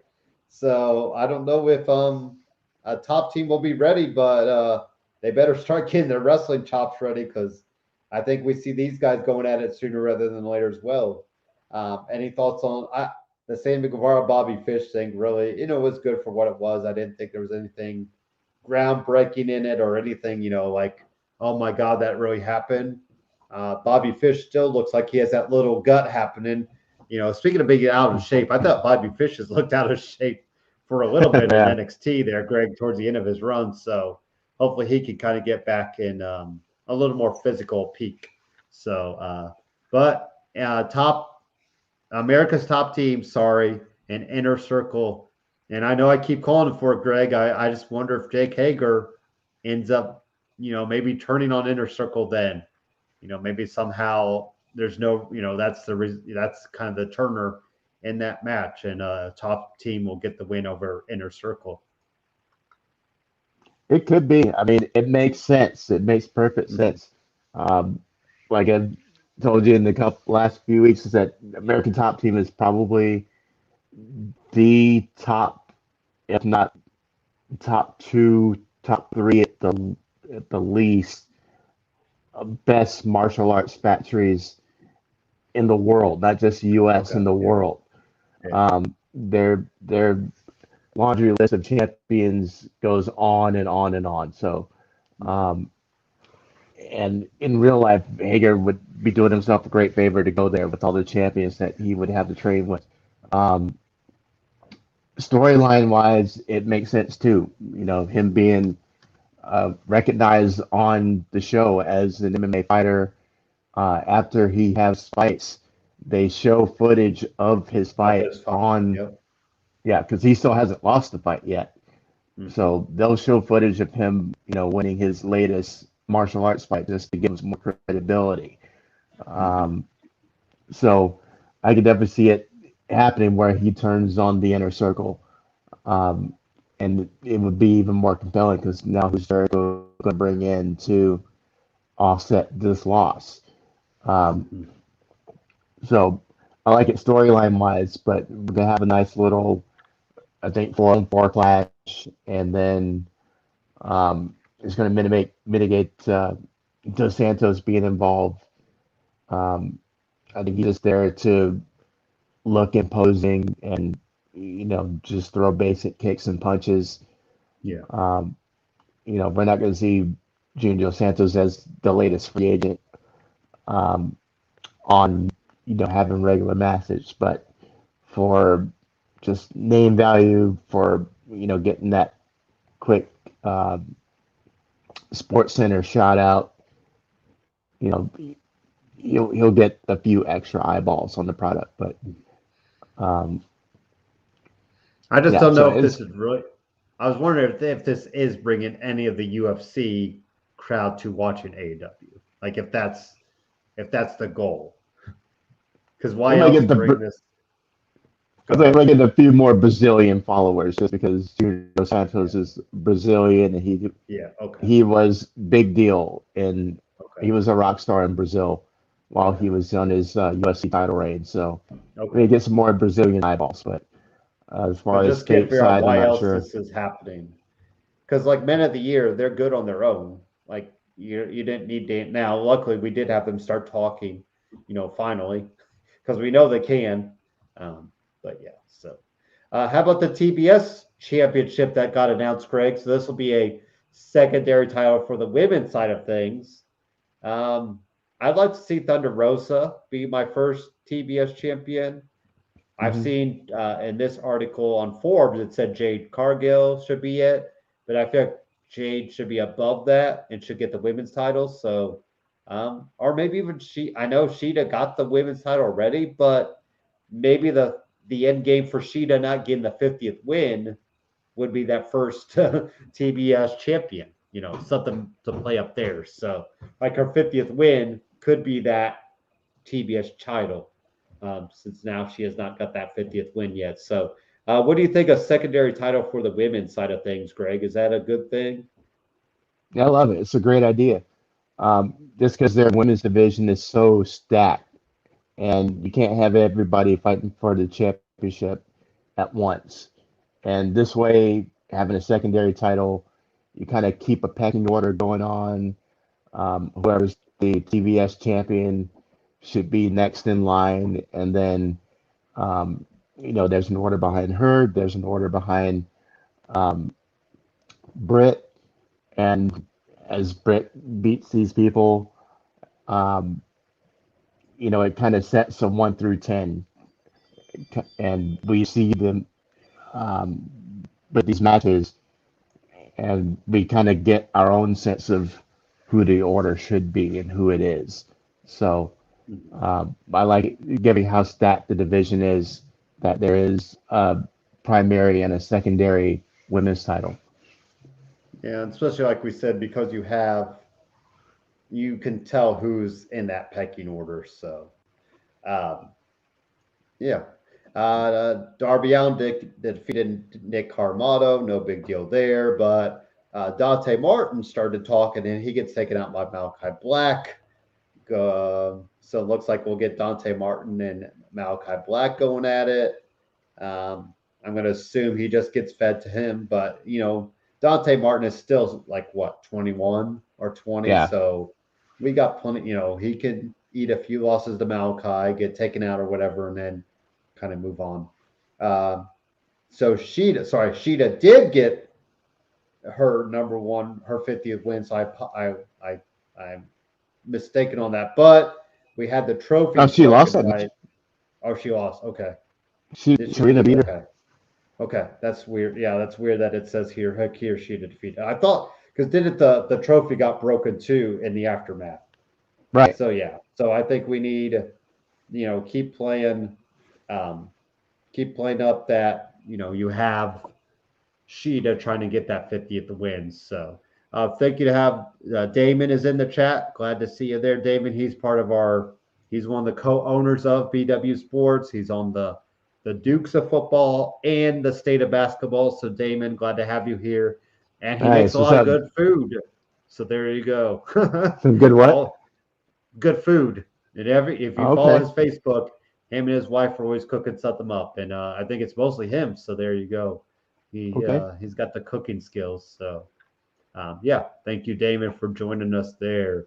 Then finally, Greg, we also had the casino ladder match. So we had Orange Cassidy, Pac, Andrade, Matt Hardy, Lance Archer, John Moxley, and the winner, which was Hangman Adam Page. I think it makes all the sense in the world. Hangman Page wins the title at Full Gear because Full Gear is named after him. Because there was BTE skits, Greg, where Hangman was showing up in his wrestling gear to do like laundry, and he'd even have like the stretching bands. So he would be doing that, like doing laundry or going to somewhere, and he'd have his. I think they went out to eat once with the Young Bucks, and he had all of his full gear on. So that's why they created the pay-per-view Full Gear. So yeah, I think you do Bryan Danielson and Kenny Omega in a 60-minute Ironman match at Rampage. Give that one night of its own, just like we did kind of Blood and Guts. I mean, technically we gave that the first half of the show was other stuff, but the majority of that second hour was that. So, and then I think we get Hangman and Kenny Omega going at it, and I think people would be fine with Hangman winning because it would finally kind of defeat or get rid of that stigma that only WWE guys win the title or only like I feel like Hangman is a pretty homegrown talent if there ever was one. Yeah, Kenny Omega as well, but we also remember Kenny Omega from New Japan. I still think I've some people say, well, Hangman was in ROH, but I couldn't even tell you one thing he did there. So I feel like he's really made his name in AEW, and I think that would be a really first, the first champion, like we said, that could be this, unless it's a Nightmare Factory guy, Lee Johnson or, Nick Carmado or Andrew Solo, which let's face it, they ain't getting the title anytime soon. They might not even get the TNT title anytime soon. Maybe the TBS title, Greg, but anyways. So, yeah, I think Kenny Omega, Hangman Page at Full Gear, just give it to me. Like they say, take all my money. Just take all my money and let Hangman ride off into the sunset with the title. Yeah, it's time. And the timing is perfect because they're just celebrating their 2-year anniversary. Hangman was in the first ever match for the AEW title. And it's been a 2-year storyline with Hangman's quest to get back to the title. He's been through a roller coaster, but at the same time, he's gotten that support. He is a homegrown guy, and now is the time to do it. He's not going to be hotter than he is now. I like what they did, leaving him off TV for 2-3 months, and so we missed him, but he wasn't overshadowed by everybody who just came around, like Daniel Bryan and CM Punk and Malachi Black and all these other big signings happened, and he was out of the way. And so when he came back on his own, then all the spotlights on him. We had time to uh, digest it, and the pop he got for it when he came out was off the chain. Because I was wondering who the Joker was. 'Cause, out of sight, out of mind, kind of forgot about Cowboy, and now here he is. Makes perfect sense, and yeah, I'm totally in on it. Let let Hangman win, and then you flip the narrative, and you finally have a baby face, homegrown AEW guy, and then a laundry list of guys to defend it against, even outside the elite. So, Oh yeah, love it. Let's do it. there's plenty of heels that could go up against them. And like if we think back, if we would have done it all out, I don't think could have had Adam Cole debut. You couldn't have had Bryan Danielson debut. I think you could have still done the CM Punk thing, but you'd almost have to move it up a little bit because I think that would have been too close to kind of crowning Hangman as champion. So this feels like, because so far I don't know if it doesn't feel like there's anything for CM Punk really there at full gear yet, or Bryan Daniels. Like, I think you've got to give that night to Hangman Page. Let him win it, and and then we can, maybe you can have Bryan Danielson want to challenge him, or CM Punk or Malachi Black, or who knows where MJF. I mean, one of these days MJF is going to get that title, Greg, and oh my God, it's going to be. You talk about. I mean, he already's got that ring, that we never remember. But anyways, so yeah. So I think Hangman is should be it. Rampage. So some of the stuff that happened was CM Punk beat Daniel Garcia. I think people keep saying, "Oh, Punk is going to get tired some soon." I mean, he doesn't look like he's tired of it yet. So until he looks like he's going through the motions, I think we're still going to buy it. And he's doing what he said he would do. He's going against younger talent, and that's what he wants to do. So, it was a good match. And it was a good match. Yep. There. I mean, we had, the 2.0 guys try to get involved with it, but that didn't work out. So, I'll just be curious to see, when do we get Punk and Hook? When is that main event happening? Double or Nothing? It's coming. They're making us learn it. Maybe Revolution. Yeah. I mean, I think you could do Revolution. That would be February-ish or March-ish. That's what I was saying, a couple more months. But you actually had Hook do something physical. You swung the belt at him, I think. Mm-hmm. So I finally saw him at least take a punch. Mm-hmm. But they're keeping him under wraps for a reason. So yeah. I'm hoping he's a badass once the gloves are off. Just got to keep seeing "Send Hook," like they say. Right. Give me Hook crowd signs. So, Lucha Bros, now they're carrying the AAA tag team titles and the AEW tag team titles, and they defeat the Acclaim. It kind of a sad fall. I mean, at least the Acclaim got that title shot, but the whole stuff with Max Caster, like just being off TV, probably was suspended without telling us, honestly, or probably was just written off for some time. And, we'll kind of see where they go after that. Any thoughts on your boys, the Lucha Bros, Greg, there? I love my guys. We doing Proud and Powerful yet? Probably need to wait a little bit on that. FTR? Yeah, FTR would make sense. Yeah. Have we done FTR and Lucha Bros? I'm trying to think. No, we haven't. Okay. And then there's always a squash match with the 2.0 guys. So we're just feeding them challenges for a little bit until we get to the FTR, until we get to Pride and Powerful. But in the meantime, and you see they're leaving the Young Bucks out of it for a while, which is a good thing. Yeah. That's another mega card type of event that we don't need for a while. I could see Double or Nothing being Proud and Powerful and Lucha Bros, and then that's Proud and Powerful's like coming up, winning the titles. Because it feels like Double or Nothing's kind of their WrestleMania, style night, even though All Out's starting to, it's hard to tell like All Out or Double or Nothing. But so I'm fine with them feeding some other teams until we get to that. Sky Blue lost to Jade Cargill, nothing there. I mean, I guess I could see the TBS title for her, but it still feels like she's above that. I feel like the way they want to position her is above that title. So I still think she's like Jade seems too green still. Yeah. Oh yeah.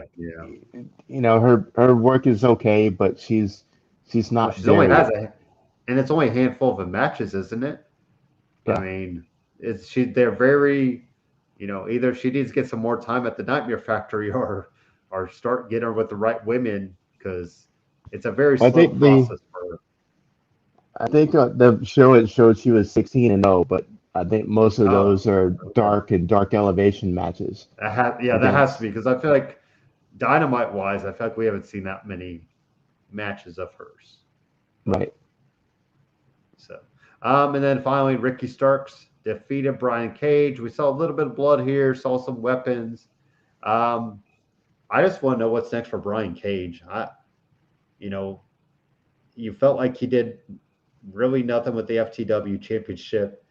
He was in that the Casino Battle Royale. He was the Joker, and how he's just. Does he feel like he's just kind of there now? It does, and as we saw the thing with his wife. Yeah, they misuse him. Somebody, his size, his look should be involved in something more substantial, but, he's just taking L's to Team Taz, and I'd be frustrated too if I was him. So I don't know what's next for him. Maybe him and Miro. I don't know what they can do, but like that would be two guys that look about, the physical nature looks about right for both of them. So. I mean, that could be. Maybe he does try to go after the TNT title. I don't see him beating Sammy Guevara. I think he and Wardlow would be a great fight. So, yeah. But how is he going to?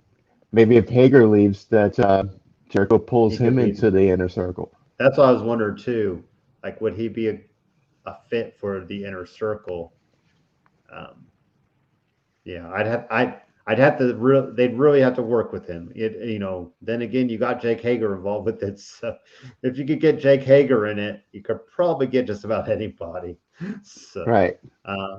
That's Rampage though. I do like Rampage being the hour because it's just right there and it just kind of, gives you what you need in that hour. And like I said, if we can get Bryan Danielson and Kenny Omega like next couple weeks, maybe before Full Gear, on a Rampage 60-minute Iron Man match, like, man, just sign me up and I'll stay up for that somehow. So set the alarm. Next up, I'll just go to sleep during SmackDown and wake up for that and catch SmackDown on the next day. But all right, well, we got some realty talk, and then we'll get you some energy talk. So we'll get a couple of commercial breaks here. Pay some bills, as they say, and finish up with SmackDown and the King of the Ring and the Queen's Crown matches that happened. What is up, everybody? It's your boy Dan over at BWSports1.com and Black and White Sports. And I'm wondering if you're ready to buy or sell that home, now's the time, and I got just the person for you. Mr. Sean Nugent, a.k.a. Rockstar Realtor himself. 317-503-8322. Put that home on the market. Get into your dream home with this man. Talk to Sean at Talk to Tucker today, 317-503-8322. And make sure you tell him the boys over at BWSports1.com sent you.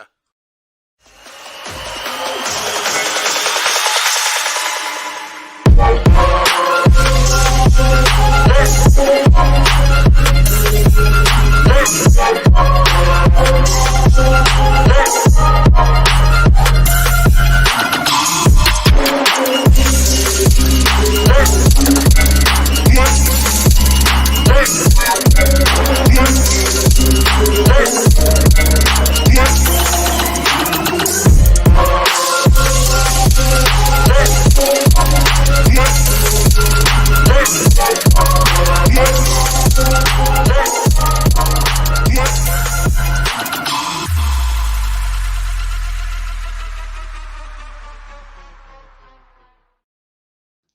All right, and we are back, ready to roll. I don't know if you meant to show me that shirt, Greg, but that looked awesome.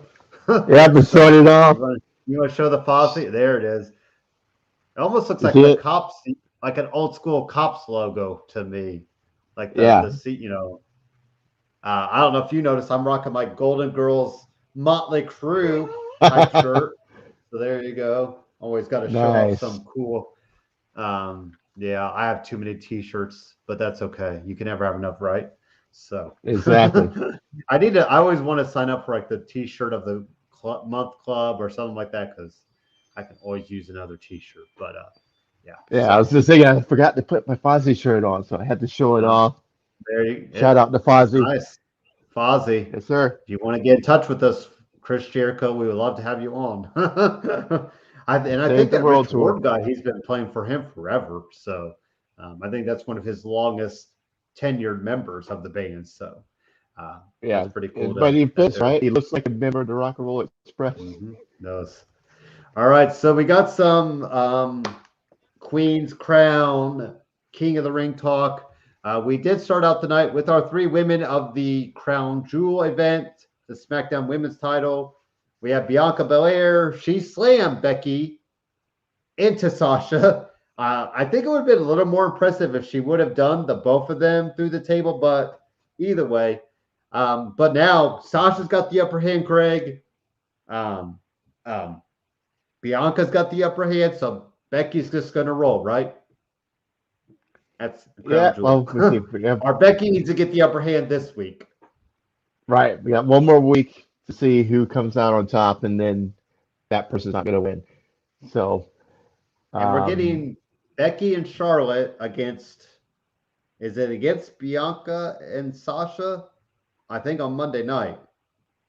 I felt like they said something like that's already been announced for Monday night, but I could be wrong. I haven't heard anything about that. But I know they announced Becky and Charlotte tag teaming up. And I guess that would make sense to do Bianca and Sasha. So, yeah. But anyways, Bailey's probably just thinking at home, I got injured at the wrong time. Because right. Bailey could be part of this. But anyways, so any thoughts there, Greg, on the little Becky had her own table, and Sasha was Sasha at commentary, and then Bianca was in the ring, I think it was. Yeah. Yeah. So everybody had their own table for whatever reason. Yeah, it was great. Each one trying to hold their own spotlight and not be associated with the other two.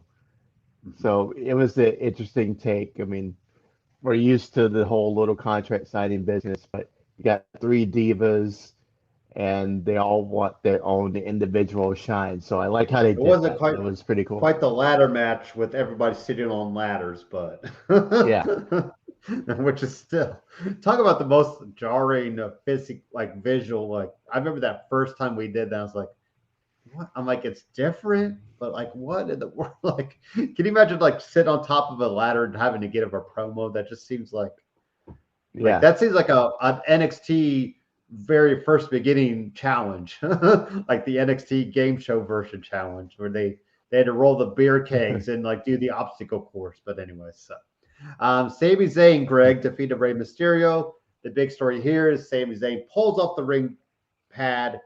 Dominic, he's the son. He's trying to help Dad, but then Dad said he doesn't need the help. He says, "Get down," and then he takes out. He runs into Dominic, eats the L. But the thing is, Greg, Sami Zayn cannot go to Saudi Arabia. So Sami Zayn's going to lose next week because he doesn't travel to he's that his religion prevents him from going to Saudi Arabia. So I forget who is he face. Did they have the winner? I forget who he's facing though. But anyway, he advanced. I mean, I would love to see Sami Zayn in that King garb, though, because Sami Zayn would do it up. But sure. I think Sami Zayn's going to lose to whoever's next against him. So, any thoughts on Sami Zayn and Rey Mysterio for the 8,000th time or whatever time they've wrestled? No, just some form of the Mysterio family. Yeah, just pushing Dominic away from Ray and just leaning into that. And we've already given much better options for vehicles that Dominic uses to get away from Ray. Sami Zayn is not the one. But yeah, so I'm sure Sami loses next week if he's not going to go to Saudi Arabia. But I think the fact that everybody hates the idea of Sami being king is more reason to make him king. Because we would hate it, but we wouldn't be able to turn away from it. It'd be like a car crash. We'd have to see what Sami has to say with this king card on. Or maybe he somehow wins before Crown Jewel or something weird like that, and then they don't do the final at Crown. I don't know, but yeah. Speaking of Queen's Crown, Selena Vega defeated the wild child of the '80s, Greg. In case you didn't catch her nickname, Toni Storm. Now it is kind of funny because as many people brought up on Twitter, Toni Storm was born in 1995. not even 1985, Greg. But now my only out is I think you could still enjoy a music genre or I could love the 60s. I don't necessarily need to say like I'm a child of the 60s, but I could get, I don't know. Like, is it a far-fetched idea? In a way, yes, but at the same time, like a lot of us probably like, the generation of our past, or like, what's funny is I was born in 81, but I feel like I don't really remember much of the 80s till like I turned 10 at 90, in the year 91. Then I feel like I remember a lot of the 90s more than the 80s. So, but I still probably would say I'm a kid of the 80s because that's when I was growing up as a kid. But, they're pushing the wild child of the 80s as her, and Toni Storm looks like it. I mean, she looks like Dolph Ziggler-esque. So we're just going to wait for her and Dolph Ziggler to get together down the road. I even know, Greg, Toni Storm is officially engaged to Juice Robinson, who we all knew used to be Parker, Chase Parker, or CJ Parker on NXT. And now he's Juice Robinson in New Japan stuff. So Toni Storm will be wearing a ring of some sort down the road soon. But Selena picks up the win, Greg. Her second win in as many weeks, I believe. 2 wins in 2 weeks, right? Or 2 wins in 3 weeks. That's right there. That's a winning streak. That's what we call a streak. Yeah. Something she hasn't seen. Yeah, I remember I'm giving the nickname a pass just because they did mention that Tony's mom is the one who turned her on to 80s music. Yeah, and that's what but some people are like, well, she was born in 95. Okay, well, I mean, I hope you know about or enjoy some other stuff from the past. I mean, Yeah, I mean, I wasn't here for Motown, but my dad is the reason I like Motown music. So it's another case. Whenever people, as a side note, when people tell me I wasn't bored when that music was around, I'm thinking, well, neither was I. I wasn't bored when the Beatles were around, but I know and I appreciate and I enjoy the Beatles. Like, I don't need to be like, if I could go back in time, believe me, I would go back to 1964 when they were on that plane headed here to England or headed here to the U.S. And I don't know if I want to be around all the screaming girls where they couldn't even sing most of the time because, the screams were louder than their mics. But anyways, so yeah, like the name, it's just a name. Like, come on, people. We know she was young. We know she's, 25, 26. Like, it is what it is. It's not a big. Now, if they were pushing her, like, well, it's funny too when they'd be like, well, Finn Balor, that kid. And I'm like, okay, well, he's a 34-year-old, 20-year ring veteran. Like, okay, we can get rid of that moniker. But anyways, so how about the Roman Reigns and Paul Heyman stuff, Greg? Especially when Roman like pushes Paul's chin like this, is like, tell me the truth. Like, is there a swerve coming in all this? Like, I feel like it is just like on the tee, laid up, ready to go. Like, especially when you looked at the camera. Like, I really was hoping like our Heyman would go like, and then Roman wouldn't see it or something, or like they'd have to show Roman it and then let that. But there's something happening here. No, he did. I saw it. Yeah, I was. If you're looking for it, if you go back and watch it, uh, I was catching the winks, and I think there was two clear ones and a third maybe. But I was watching for the winks because I was looking at how he was turned towards the camera to where his um, Like shoulder Roman wasn't closest to able the to see camera. him. Yeah. Right. So he's kind of shadowing this one side of space. And so while he's saying this, his eyes slowly getting, a little closer than the other one. And then you get the wink. And I counted at least two and a possible third. So I think that that's definitely going to come back to bite him eventually. But Because I think they'll yeah, be fine without him, right? Like I think the bloodline can keep going without Heyman. oh sure. Yeah. But it leads fuel to, is the turn going to happen? And is Paul going to flip and Brock going to win? This has been the most legitimate challenge that Roman's had, Yeah. and the biggest match we've seen that it's possible he can lose. Um, so, they got me because, number one, Brock's my guy. I think he's, top two on my man crush list. Love the guy forever. And, he's the beast. I expect him to win every match. Um, Mhm. and this one, it appears more legitimate than any match that Roman's had up to now that it's possible that he can lose. Um, and then it would still hold weight because then you have Roman and the Bloodline chasing after Brock. Um, And want so, to get revenge on Heyman, like somehow. right. And who knows And what they then, could do to Heyman. yeah, and him is the one providing the swerves, and Brock stays ahead of him. So Yeah. it's totally believable that the title can change hands. I just hate it that it's being done in Saudi Arabia.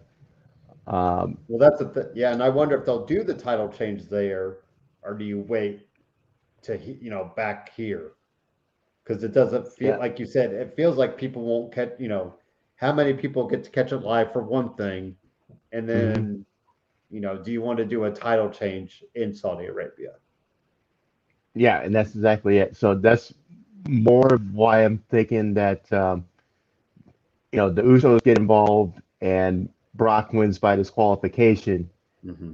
so Roman doesn't lose the title. Yeah. Carmella defeated Liv Morgan. So we're gonna get Carmella and Selena going at it on one side, I believe. Who do you think wins out of that? Carmella?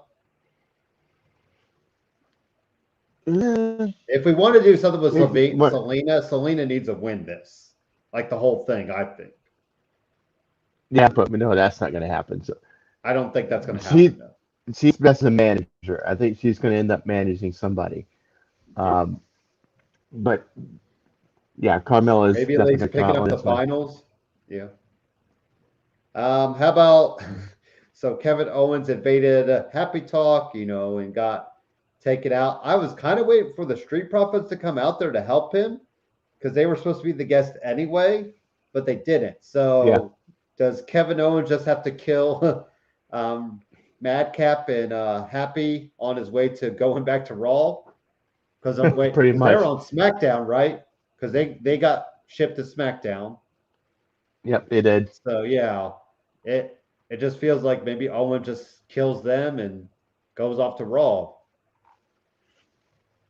So yeah, there has to be some kind of finish where Yeah. Kevin can go away, but his head held.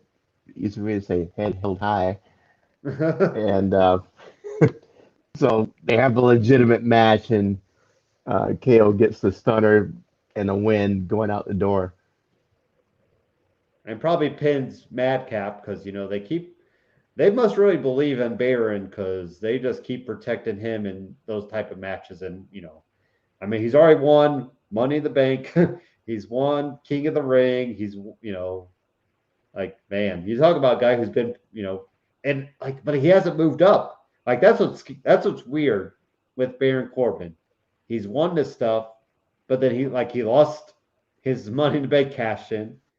The King of the Ring, he did the most he could with it, but I feel like he just keeps hitting that ceiling. It's like he hasn't broken through yet, and I don't know what's going to take. Maybe him beating up Pat McAfee. Just like, I mean, what's missing there? So, Finn Balor defeated Cesaro. Like we said, we have a long stream, a river of 40 for Cesaro now, Greg. I think it is. It might be an ocean pretty soon for Cesaro, because yeah. Oh, and I lost Greg. So hopefully Greg can come back. I will. Yeah, and we were just about ready to finish up. So Finn Balor defeats Cesaro to advance. So I believe that'll be Finn Balor and who was on the other, and Sami Zayn on one side, and then we'll have some more Queen's Crown this coming week on Raw and also on SmackDown. Or sorry, King of the Ring.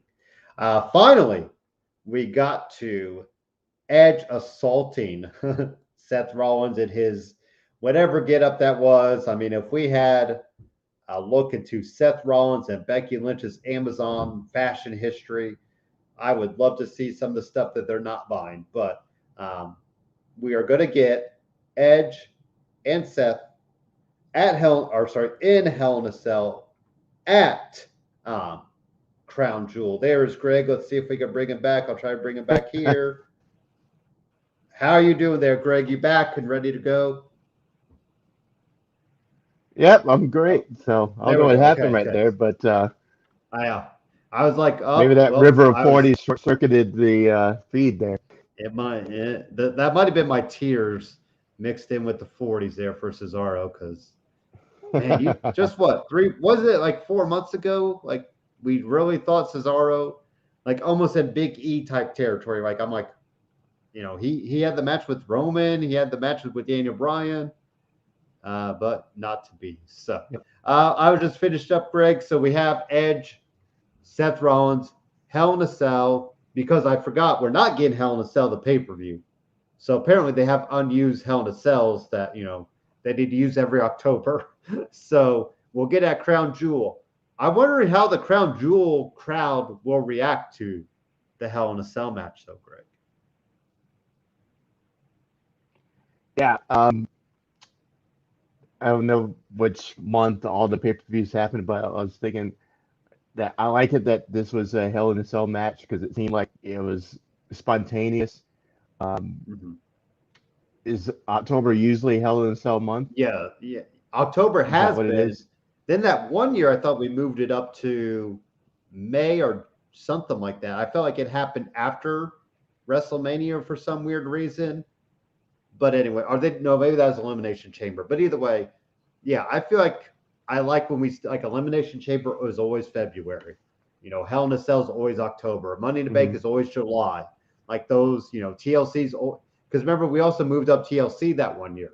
Like, I always remember TLC as the December pay-per-view, because you'd have Mick Foley or somebody talking about, the night before Christmas, except they do the night before TLC. But so people were joking that we needed a Hell in a Cell match because it is October.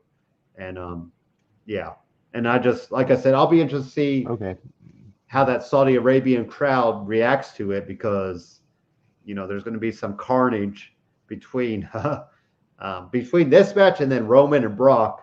There's going to be some nice hard-hitting action. Who do you think, Greg, gets a win, though? Yeah. Because this is the trifecta, right? This is the trilogy. So it feels like it should be, they both should move on. But then the downfall is, Greg, they're both on Raw. So does this even end the feud? I was thinking it's going to end with one of them being written off for a while. Okay. Probably Edge. Well, that's why I was thinking it'd be better. Yeah, but Edge can go away for a few months and then come back. He's a part-timer anyway, whereas Seth is a every week guy. So for that feel good aspect of it, you want Edge to win, but logically it would make more sense for Seth to win. Go to all the tricks in his toolbox to get the win. Maybe he hits the stomp again, and we don't see Edge for a little while. No matter how long he's gone, when he comes back, he's gonna get big stomp tonight. So no harm, no foul for him. And then Seth keeps on moving. So that's why, I could see Seth getting the win over Edge, but it is interesting that they're both on Raw, because you feel like, is there legs still to it that you can still run with? But well, that was the week in wrestling. We had a draft talk, we had the AEW stuff happening, and we're moving ahead. We got Halloween Havoc happening at the end of the month. We have Crown Jewel next Thursday. I'm actually on fall break the next 2 weeks, Greg, so I will get to watch Crown Jewel LIVE, not in person, but LIVE. Hey. So maybe I'll actually hopefully remember it's on. That's the hardest. At least it's on at noon. Like that weird time is when it was on at 3, I think it was at one time. It was just hard to remember it was even on because it's in the middle of the day. At least noon is kind of like, okay, I'll grab some lunch, turn on Crown Jewel and catch it. So, and then we got Full Gear happening. So now that one will be Saturday, November 13th. Normally we've been seeing AEW do pay-per-views on Sunday, but maybe there's some conflict there with Sunday. I think that's in St. Louis, I believe it was. I know the Royal Rumble will be there in St. Louis, but anything else to tie up the week, Greg? We already talked about Fozzy. You showed off the shirt. Any good stuff happening this weekend for you? How your Chargers? Who they got? Chargers got Cleveland coming up after beating the Raiders on Monday Night Football this week. Yeah. So Chargers 3-1. They're killing it right now, and some of the pundits, they're starting to wake up and see that, okay, we got a legitimate team in the LA, and they're not named the Rams. That's right. Yeah. That bandwagon's getting bigger, but you're all welcome. Come on down. My Colts got the Ravens on Monday night. We actually have a Monday night game, which I don't even remember the last time. I don't remember the last time we had a home Monday night game. It's been a while for that. So we got the Monday night game here for the Colts. Well, not here, sorry, in Baltimore. And then we're back to the Texans. So what's really funny is the Colts picked up the win over the Dolphins, and now they're a game out of first place. So that AFC South, Greg, is this year's NFC East. Because I feel like you could get 9 wins and win the division. I mean, who knows? Who knows? It could be even 8-8. Like it could just be the weird, who had the better conference record. Like it might go tiebreakers. Because I feel like the AFC South will just beat up each other. I feel like everybody will get 1 win and 1 loss against each other. So that's 4 wins right there, and then 4 losses, and then whatever. Like us Colts, we got the NFC West, so we still have the Cardinals and the Niners. Is it the Niners in that division? I think. Yeah, Cardinals, right. Niners, Seahawks, and Rams. Because remember, we got Seahawks and Rams the first 2 weeks. What a way to start the season. Right. Even though the Seahawks don't look as good now. I think they're 2-3, aren't they? Or 2-2 maybe. And Russell Wilson's going to miss a week, or going to miss a month, I think. Yeah, the broken finger by Aaron Donald. His finger. Yeah. So. Yep. What were you going to say? Also, there's a big GCW tonight. The Nick Gage against John Moxley for the title. That's happening tonight on the Fight TV. You're not talking about the main event, Greg? Matt Cardona and Effie for the internet title? Because that's happening too. I know what Effie is. That's his name. He's a gay wrestler who goes by the name of Effie, Effy, and he beat Matt Cardona like within 3 seconds for Matt Cardona's that internet title that he created. So that is Really? Yeah. If you follow Matt Cardona's Twitter, he's talking all it up. So because he joked, he goes, sometimes the world title doesn't end the night. But and Chelsea Green, his fiance Greg, has got rejected twice for OnlyFans. So they must not be buying Chelsea Green as an OnlyFans member. Because that's funny. there's How some much women do you have on to... there. They don't necessarily do everything, if you know what I mean. They just do like risque, but it's still clothed. Like there's a couple like that Jordan Parker, Jordan Grace from Impact. She'll do bikini fitness shoots. And I think there's a couple other women that do like, tasteful, provocative, skimpy outfits.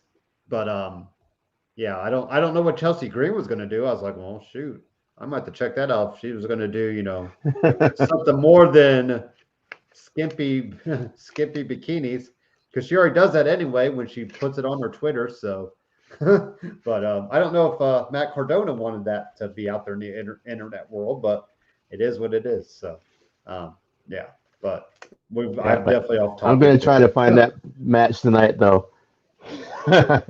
Yeah, but that sounds like fun. Oh, Nick Gage and John Moxley. Yes. Yeah, is it on? So I'm gonna try to find that tonight. It might be on Fight TV. I think they said it was on the Fight TV app. Yeah. Yep, it is. Yep. So because it says here tonight at 8, Mox versus Cage in Atlantic City. Oh, Joey Janela, you got him on there too. How about that? There's a name, Greg. Oh, Leo Rush returns. Oh, and Mick Foley. I don't know what Mick Foley's going to do there, but apparently. Hey, imagine that. Yeah, go figure. If there's hardcore anywhere, call Mick Foley. Watch live on Fight TV, and it's, how much is this thing? I just want to see. Oh, $27. Okay. I thought I could maybe swing for it if it's like $10.99 or $11.99. I don't know about $27. Anyways, but I'm cheap. I need my $27 be on YouTube tomorrow for more T-shirts, Craig. I need $27 more for T-shirts. Exactly. I don't need it for pay-per-views. That I have no idea, but anyways. So, all right. Well, thank you for watching. Glad we could catch up. I think we have. Well, the 2 hours and 45 minutes. We have hit another. I think we've hit another record for podcasting. So apparently, we just need a big, gigantic topic every week. But anyways, so all right, we'll catch you guys next week. And then the week of the 23rd, I think we might have to go a little bit later.